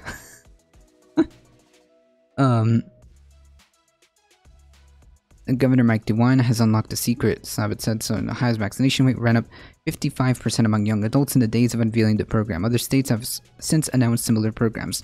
Hey, I won a lottery. I won $1 million. Can I get that here in Florida, or is that too much? Is that too hard of an ask? The stunning speed of vaccine development and rollout has helped tame COVID-19 in the U.S., which remains the worst hit country in the world, despite having less than 5% of the world's population. The U.S. reported that more than 33 million COVID cases and more than 590,000 people have died from the disease. I'm just happy to have sports back. Sports are my jam. Yeah, slowly things are able to get back to normal as people get vaccinated and as social distancing is enforced. Masks are enforced. I mean, yeah, like, there are safe ways to do these things, and I think it all starts with people just listening to the science, and just moving from that, and just moving on with their lives, right? Just please, Jesus Christ, you know, do your part. Vaccination rates vary sharply across the nation, which is another problem. On a state level, more than half of all adults were vaccinated in just 25 states, along with the District of Columbia and Guam. The lowest overall... Is this really, like, surprising? The lowest overall vaccination rates in the U.S. remain in the South, where Mississippi, Alabama, Louisiana, and Arkansas have administered the fewest doses per 100,000 adults, according to the CDC. The highest rates are in Vermont, Massachusetts, Hawaii, and Connecticut. Just listen to the science. Have you met America? I'm trying to advocate for that. I'm trying to advocate for reason. Okay? Even if they don't listen. Even if they don't listen. My job here is to advocate for reason. In the instance that somebody might be listening, or reads or watches the VOD, I'm going to advocate for reason. Okay? I mean, this is just like, there's no way around it. These are just objective things. The COVID vaccine works. The COVID vaccine is incredibly efficient at not only preventing transmission, and preventing, if you just so happen to be the 0.1 whatever percent, like the handful of cases that get COVID, will be your symptoms will be almost non-existent. I mean, this happened to oh god, what was this guy's name? Bill Maher. Bill Maher. He was completely vaccinated, then he tested positive for COVID, and you know what happened? Nothing. Nothing. He was completely 100% fine. Not a single symptom. Reason will prevail. I hope so. One day they may listen, hopefully. Yeah, I mean, I'm not begging for anybody to, I'm not begging anybody. I'm just saying, you know, just come back down to earth. Okay? Come back down to earth. Rethink some of the things that you've been thinking about. And it is quite possible to be wrong. A bunch of the Yankees got COVID after getting the vaccine. Yeah, it's possible. It is a possibility. I think they were fine, but didn't follow it closely. Yeah, like the symptoms, the effects of COVID, should you happen to get it, is almost non-existent. I mean, we saw it with Bill Maher. There was a woman I see that just died from COVID despite being fully vaccinated. Yikes. Yikes. Was that like a case of like comorbidities? Was that like a case where there was some other factor involved? Because that must be incredibly rare. That must be incredibly rare. That's pretty good because Mario used to rant anti-vax BS. Haven't seen his show in many years. Me neither. I haven't seen his show in a while, but he put that on Twitter is where I think I caught that. He said that he tested positive and that he's feeling just fine. He already had the complete vaccination, not a single symptom. So yeah, it's got a pretty good efficacy rate for the most part, and it prevents transmission. We know this now. We know this. It prevents transmission. It prevents you from getting harsh COVID symptoms should you happen to get it. And yeah, it also provides immunity. I mean, like this is all just good stuff that have been data backed. That is data backed. That's crazy, Darknet. That there must have been some type of like additional comorbidity or something that must have been an additional factor there, because that's completely rare. That is incredibly rare. Pfizer and biotech vaccines are most prevalent in the US with more than 150 million doses administered, said the CDC. Moderna is next with nearly 122 million. J&J, whose one-dose vaccine is approved after the two messenger mRNAs, accounts for more than 10 million doses. I can't stand Mayor. Yeah, no, I'm not here to stand Mayor. I'm just saying that because he was completely vaccinated, his symptoms were basically non-existent. That's all I'm saying. Or maybe the lady just happens to be in that less than 1% chance, which in case, that's sad.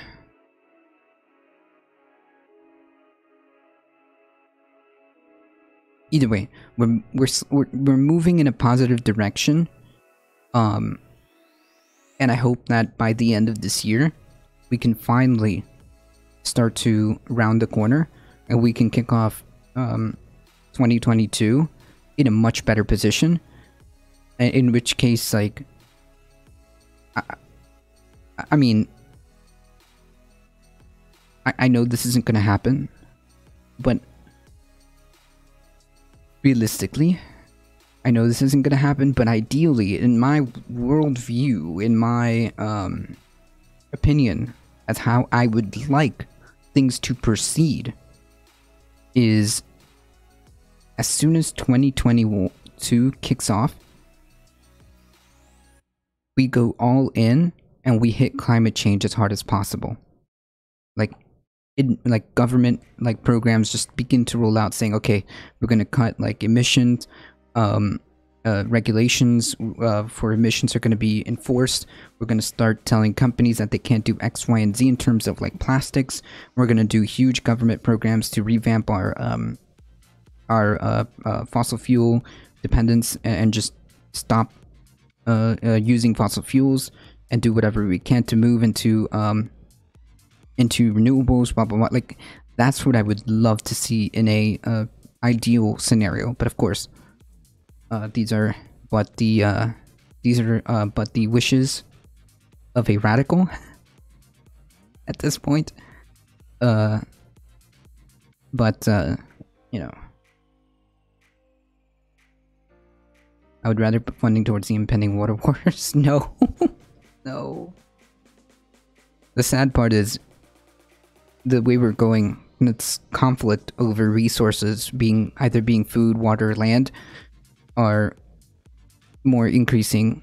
The chances of that are increasing the more we go down this path. So I'm not gonna downplay that, Stuka, but you are true. You are correct. That still means 1 in every 2 people isn't fully vaccinated. That's correct. That means we're still that means we're still a ways to go. But we are moving in a positive direction. Water wars, what is that?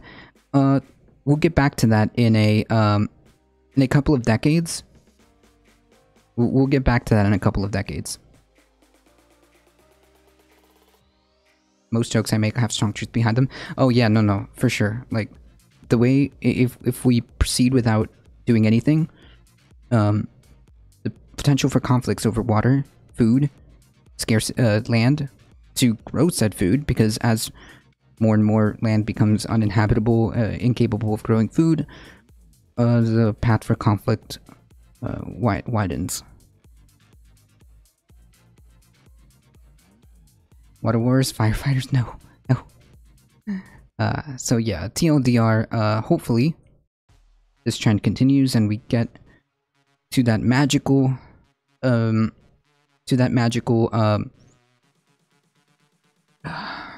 is it? Herd immunity by the end of this year. So buckle in, folks. We still got work ahead of us, but hopefully this means we move in a positive direction.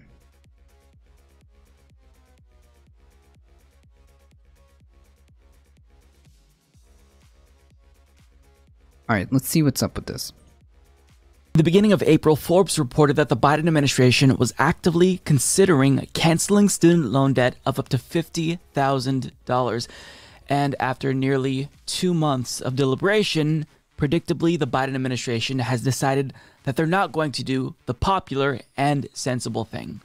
It's a no. Now, as Zach Friedman of Forbes explains, according to the Washington Post, President Joe Biden will not include any student loan cancellation in his annual budget. While the annual budget, which is expected at the end of next week, only contains major policy plans that have already been released by the Biden administration, it's another major policy setback for student loan cancellation. As a presidential candidate, Biden called for Congress to cancel up to $10,000 of student loans for student loan borrowers. We'll talk about this in a second. Yeah, vaccines aren't a cure. No. So just to be clear, vaccines do not equal cure. Vaccines are preventative measures.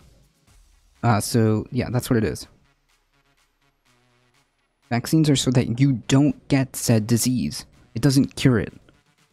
Right? It doesn't cure it. Vaccines don't cure. If you already, yeah, vaccines are preventative measures so this stops. Right? The more people are vaccinated, eventually it just kind of closes the hosts. It closes the amount of hosts that the virus has, little by little, essentially taking them out. It doesn't even stop getting it, just it doesn't even get you stop. It doesn't even stop from getting it. Just makes it severe most of the time. Yeah, it's completely efficacious in stopping the severe symptoms, including up to no symptoms. And it also does cut transmissibility by over 90%. But yeah, it is effective in stopping this pandemic. But it's not a cure. You are correct. It is not a cure. It's almost like Biden is a corporate puppet. Surprised ADT face. True. It doesn't make any sense. Yeah, I think it was premature.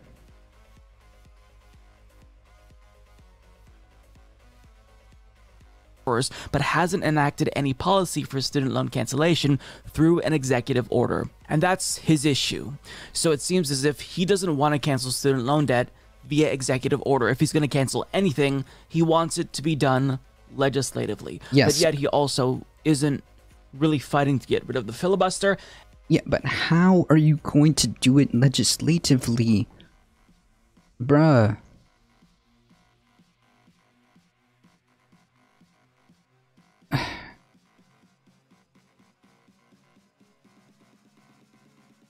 Ask most people within the science community and they'll say vaccines are one of the most amazing things created by humans. I tend to agree. True. Absolutely. Mask wearing is normal in some countries. Can you imagine how acceptable reverse seatbelt buckle laws would be now? Yeah, of course. Biden wants to suspect mother whether it kills us or not. And even if that were the case, he doesn't want to cancel more than $10,000. So, yeah, this is a bad idea. In 2022, what Democrats need is one surefire thing that they could point to and brag about to get young people motivated to come out. They can say, look, stop. we canceled Stop. So, yes, okay. I've said this before. The point being is, listen, do you or do you not want to win these elections that are coming up? Your majority is razor thin. You need to provide palpable results that people can see with their hands that you're doing something for them. You need to seriously address some of these problems in a meaningful way. Otherwise, you're going to get swept. Okay? You are going to get swept.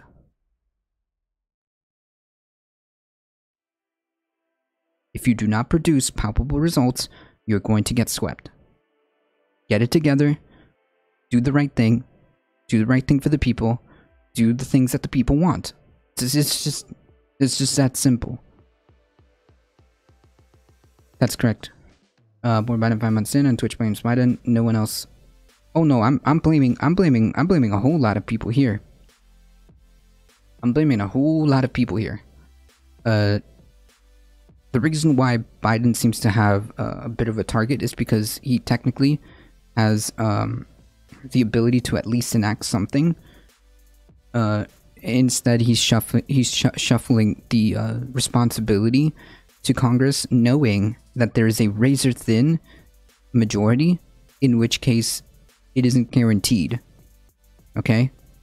So do you or do you not want to provide some type of palpable results that will be good for the people, that will provide some type of results that people can point to? Or do you not? Can I post Shell ordered to reduce CO2 emissions in watershed ruling? Yeah, send it to me in DMs. Send it to me in DMs. Or post it on the Discord. $10,000, $25,000, $50,000 worth of student debt. And if you want more relief, come out and vote for us and we'll do something else. We'll do X, Y, Z. But they're not choosing to do that. And people are rightfully speculating whether or not they even want to win, as Nathan J. Robinson of Current Affairs. No kidding. Yeah, I'm beginning to ask that question. I think Sourcing Support brought that up. I mean, seriously. What is the plan here? What is the plan here? You don't have the majority to play games. You don't have the majority to play games. Okay? You have but a handful, and the Senate is split 50-50, and you're what? Just fumbling around? I don't get it. I don't get what the strategy is here. Points out, it's insanity. One for the "my God, they must be trying to lose" file. Think how easy it is to make the case for voting Democrat to a young person who has $10,000 less debt because of you, and how much harder it is to make the case to a young person who expected that and was lied to. And that's exactly it. If you run on the most progressive policy platform ever, you have to deliver on at least some promises. Anything. But it's been Holy a couple crap. of months into Biden's administration, and he's already walked back key promises. The public option. Anybody heard about the public option? No? Nope. When it comes to deportations, even though initially he tried to halt deportations for the first 100 days after a court blocked that, well, he ended up going on to be as terrible as Obama when it comes to the issue of deportations. And on Israel-Palestine, also predictably terrible. So the thing is, Biden has to put up. Otherwise, in 2022, Democrats aren't going to fare too well. because they need turnout to be high. They need turnout to be higher than usual, considering all of the voter suppression efforts taking place in Republican-controlled states across the country. So you need more people than ever to come out. And Joe Biden isn't giving people that much of a reason. Yes, he's done some positive things. The COVID relief package, the $1,400 stimulus that was supposed to be $2,000. Now, hold on. Was helpful, even if he did go back. There's also a point to add to that. There's also a point. There's also here we are.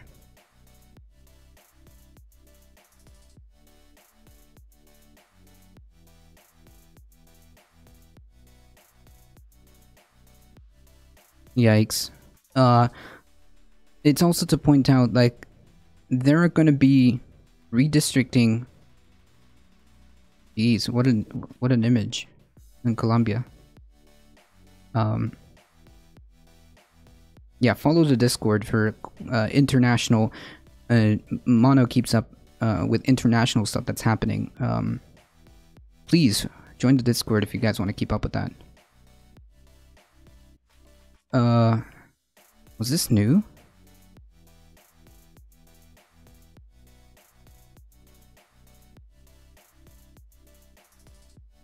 Is that there's going to be redistricting maps, and that's going to favor the Republican Party. I don't... Oh my goodness. That's going to favor the Republican Party. I think I've seen this before. Maybe this means that...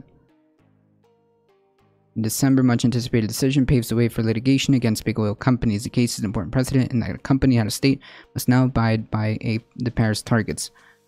So far, it's been impossible to hold corporations accountable, said Pierre Dergy, senior policy officer at Friends of the Earth Netherlands, which initiated the summons against Shell. This will have enormous consequences. I hope so.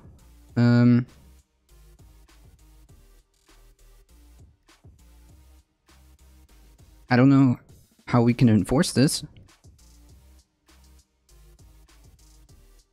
you think adding local city governments and politics and Twitter does anything? I'm not sure.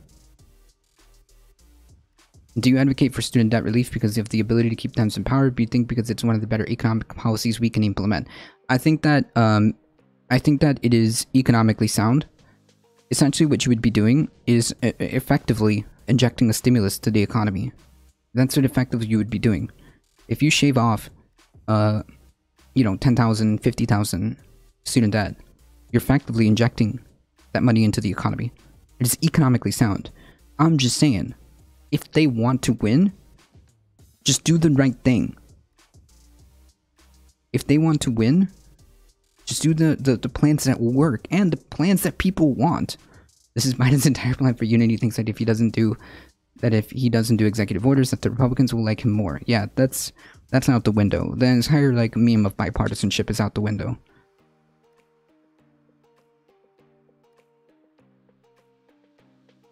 Shell must abide by the Paris targets. I mean, this is great. Maybe this could set the groundwork for holding companies accountable. I'm just not sure how this is going to play out.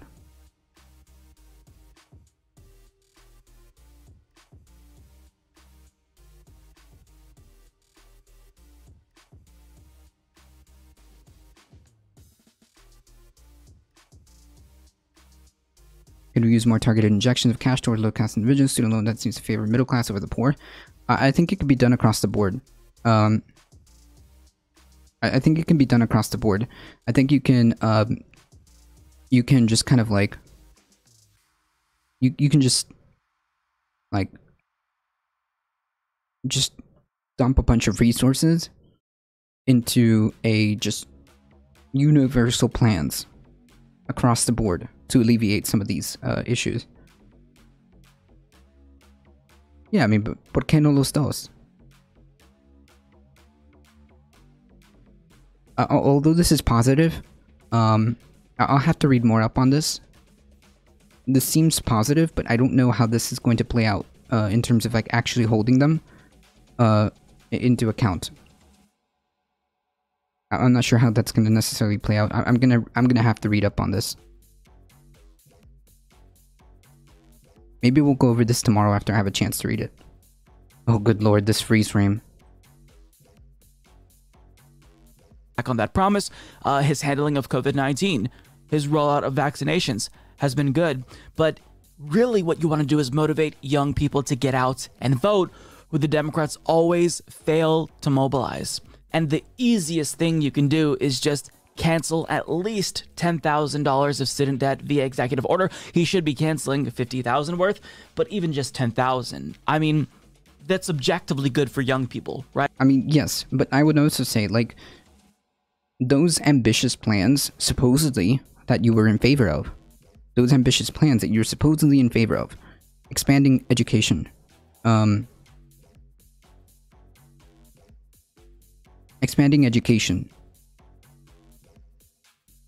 providing more social safety nets, providing and investing and making sure people have, and providing actual social safety nets to make sure that people have these things like food, housing, education, and healthcare would be monumental. Not only would it be just the right thing to do, but if they're interested in winning political seats in the House or in the Senate, this is what you have to do. Just do what the people want, Jesus Christ, and solve problems. That's what you're there for. That's why you're supposed to be, supposedly, working for the people. You don't have to take money from somewhere to cancel debt. You just press a button and it's gone. Yeah, I mean, it's not like it's gonna hurt. It can only help, I think. Just swiping off 10,000 off the top can only be a injection to the economy. Did you speak in Spanish? Yes, I did. ¿Por qué no los dos? It is Spanish. Right? You can't deny it. It's less than it should be. It's less than Elizabeth Warren and Bernie Sanders and any other presidential candidate, but it's undeniably a good thing, even if it is just an incremental step. But he won't even do that because he wants to have it take place legislatively. Okay, well, if you are still trying to work with Republicans on every single thing and you're unwilling to take executive action, then don't complain when you lose ground in 2022. Because this is what's going to happen if you refuse to actually be bold and meet the moment. Do something. Holy crap. That's Jesus Christ. Okay, so we got limited time. Which brings me to this. Which brings me to this article. Manchin and Sinema's plea to Senate Republicans: work with us. Why? How do you expect to continue to get anything done? Two Senate Democrats issued a joint statement pleading with Senate Republicans to work with us on establishing they are not interested in bipartisanship. Okay?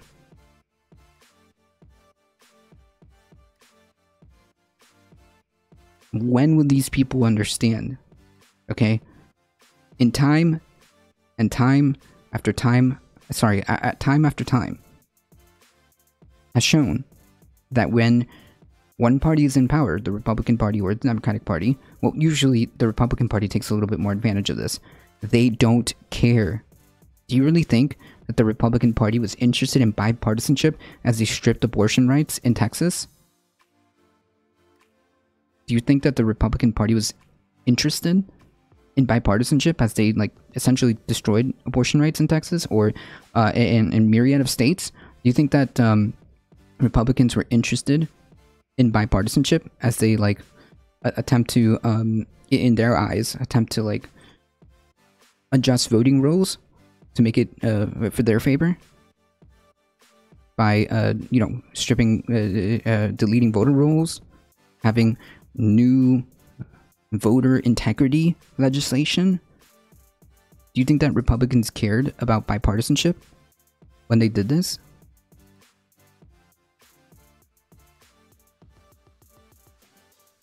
They work for their donors, yeah.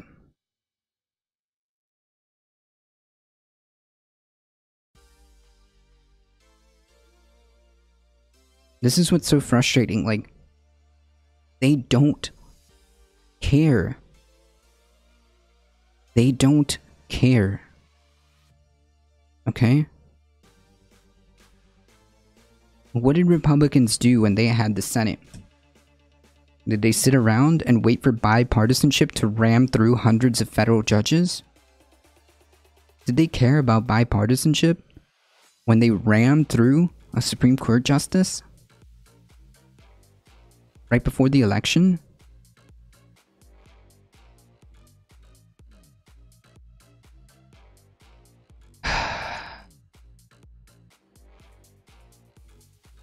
We implore Senate Republican colleagues to work with us to find a path forward on a commission to examine the events of January 6th. Sorry to burst your bubble, folks. They don't care. Bipartisan commission to investigate the events of that day has passed the House of Representatives with a bipartisan vote and is a critical step to ensuring our nation never endures an attack at the hands of our countrymen again. It is a move in line with the pair's efforts to preserve a filibuster, a signal they see as a possible Republican blocking of the January 6th commission as putting the 60 vote threshold at risk. Yeah, so it's not gonna happen. Sorry. That's my point. Right here. I mean, what is it gonna take?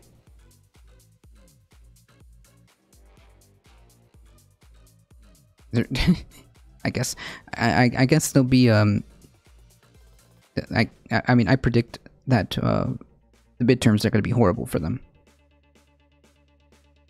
I predict the midterms are going to be absolutely horrible. They're going to get swept. They're going to get swept. They're going to get swept and no problems are going to be solved.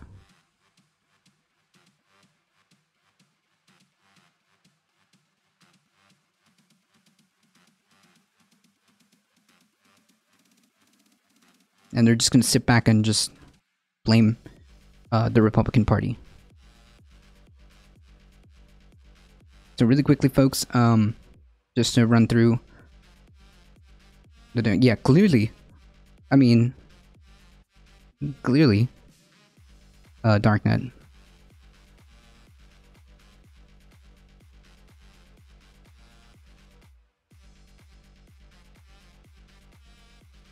Anyways, just to run through this really quickly, it seems like a grand jury is actually going to hear evidence and whether or not they're going to indict Trump's business dealings. We'll see what happens with this. This happened yesterday, Tuesday. We'll see if any serious consequences arise from this. I doubt it. I'm not going to hold my breath. We'll keep up with this story as it happens. Political parties are part of the problem. Policies are important, not parties. Yeah, sure. Sure. Problem is, the problem is, like, the duopoly here is incredibly undemocratic. To the point where, like, it's disillusioning people to participate in democracy. It's not doing the functions that it's supposed to be doing. It's fundamentally, like, not working. This isn't working. All the Democrats know is accept corporate money, ratchet effect, and lie. Yeah, I mean, yeah, I'm not gonna push back on that. So we'll see what happens with this story. I wouldn't hold my breath, but we'll see. We'll see if the grand jury decides to indict the Trump organization.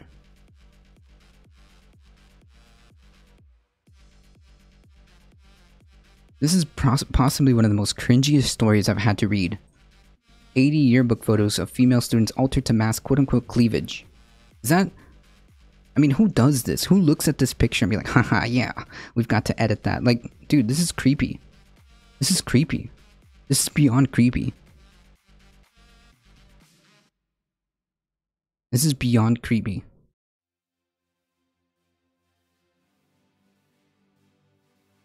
"80 photos of females only students, by the way.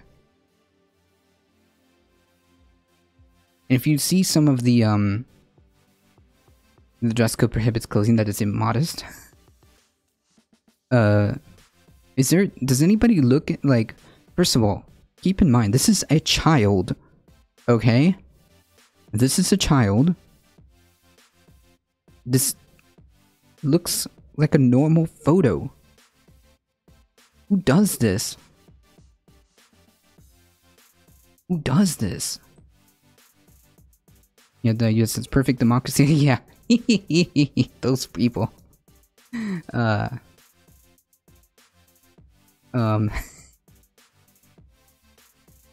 would argue that Congress is actually working like intended, assuming malevolence and most actions, not the other way around. What you see is a failure of the system. I see a part of intended function. And apathetic people, this party do what they want. Yeah, but I think that they made it and molded it to be this way. In terms of like, the people then could, because this could easily be flipped around. And say, you know what? You guys are supposed to be representing us. Remember, we outnumber them. What happened? I am new. Cringe is what's happening. Cringe. Hey, Doc.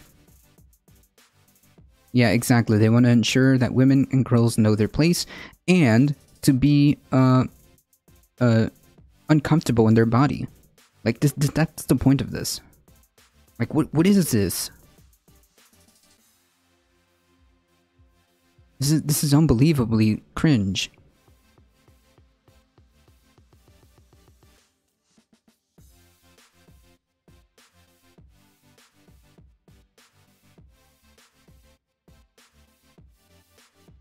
Should they have rules about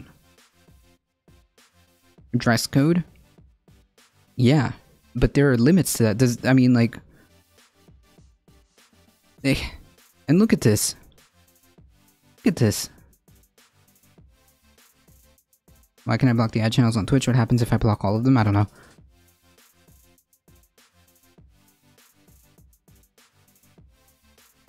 That's how it's always been.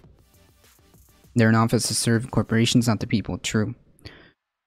Founding fathers owned people and originally only land. Yep, that's true.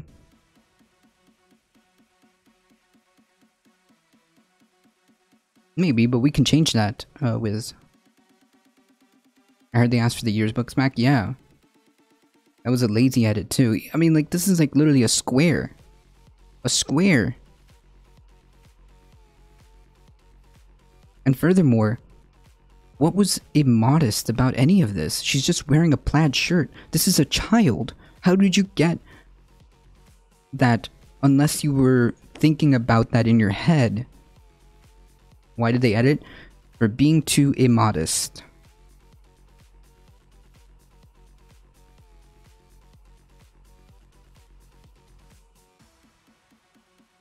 Yeah, I'm clearly not thinking about the children. Like, remember, these are children. Who reaches this conclusion? So we just eat the settler colonial bullshit? Well, I mean, I don't know, like, how we would approach that, you know? Can somebody please think of the children's school apologize for stating falsely in yearbook? Trump was not impeached? I have no idea what that means. What does that have to do with anything?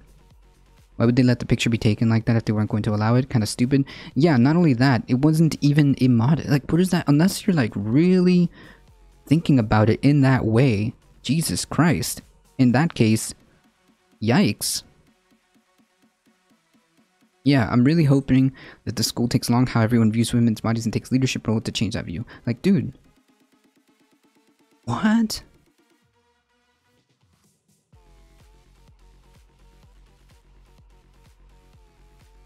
That's so cringe and so creepy. But, you know, Florida's gonna Florida, I guess. Like, who thinks about this? This is more about the editor and his thoughts than the students, in my opinion. Yeah.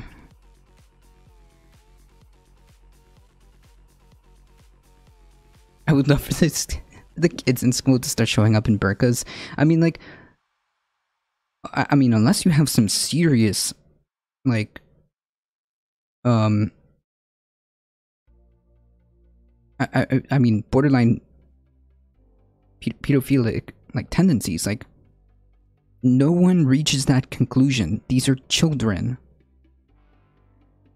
Oh yeah, they're all female. All of the photo of the edited photos were female. Parents, students angered after the 80. Yeah, they were female. All of them. Is a bit extreme. This dress code is this tight dress codes is a sidle thing. Yeah, but like nothing violated dress code. Like, what is this? Is this seriously a violation of dress code? She looks like she looks like she's about to go into working into an office. She looks like she's about to start like go into an office and start working. Like, what are you talking about? I don't know who exactly like reached that conclusion.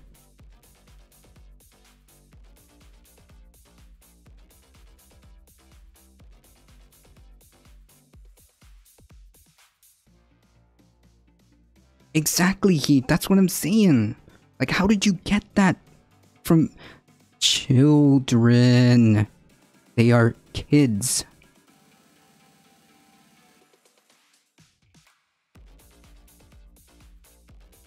Yeah. I mean, this came in my newsfeed like a couple of times to the point where I couldn't ignore it. I was like, fine, we'll talk about this. Yeah, it wasn't even a good edit either. Like, whatever. Just creepy, cringe, and disgusting. Yeah, they just put a black rectangle in MS Paint. Like, it's creepy and cringe. And says more about the people doing this than actual, like, girls. Children. Ugh.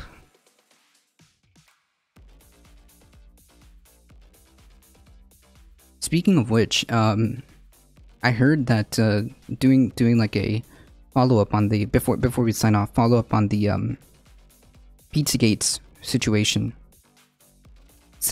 Let's abolish pickles in the state. Well, no. What's wrong with pickles? I mean, I don't like them, but why abolish pickles? To follow up on that, just really quickly from the Pizzagate story, it seems like his ex-girlfriend might be testifying against the other guy too. We'll see what happens with that. Still, pickles are top. No idea what you're thinking. Well, I don't know. I don't like pickles, but I don't think they should be abolished. Then the pickle lovers will form our own state. True. Oh, it's the pickles, so I have something to compromise with. Okay, fair enough. Fair enough. Alright folks, unfortunately I do have to get going. It is just about 11:25. I want to thank everybody for hanging out here. If you enjoyed the channel, make sure you hit that follow button, like, subscribe, share the stream, follow, do all the social media stuff. And spread the word far and wide that this is the chillest place to be for news and politics, Monday to Thursday, 9 AM to 11 AM Eastern Time, and Saturday Catterday, of course. Thank you, Darknut. Saturday Catterday, join the Discord, and keep up with the channel there. As always, thank you guys so much. And also, we do have cool emotes, so don't be shy. There's plenty of ways of supporting the show, because this show is supported by you guys. You guys are what makes this happen. With your subs, biddies, merch, and all that awesome stuff. You guys, your support is how we do things here, and I appreciate all of you guys. Thank you, Heat. Thank you. You have a good day. I appreciate all of you guys being here. I mean, you guys are what makes this go. So really quickly, thank you, Alio, for the biddies. Thank you for the subscription. Peanut Butter, thank you for the follow. Surfer Girl for the gifted sub. I appreciate all of you guys. Peace out. Happy errands. Thank you. I appreciate that. I'm off to work. As always, please take care of each other. Please stay safe. I love you all, and I hope to see you guys in the next stream. See ya! Alright. Stay with me, folks. Let's head out to, let's see here. Today is Wednesday. Alright, let's head out to Idan Simpson. We haven't checked out Idan in a couple of days. Let's see, let's head on over there. Raid Idan? Yeah, we're gonna head out there. Alright, folks, in 5, 4, 3, 2, 1, here we go, and leave the pickles alone.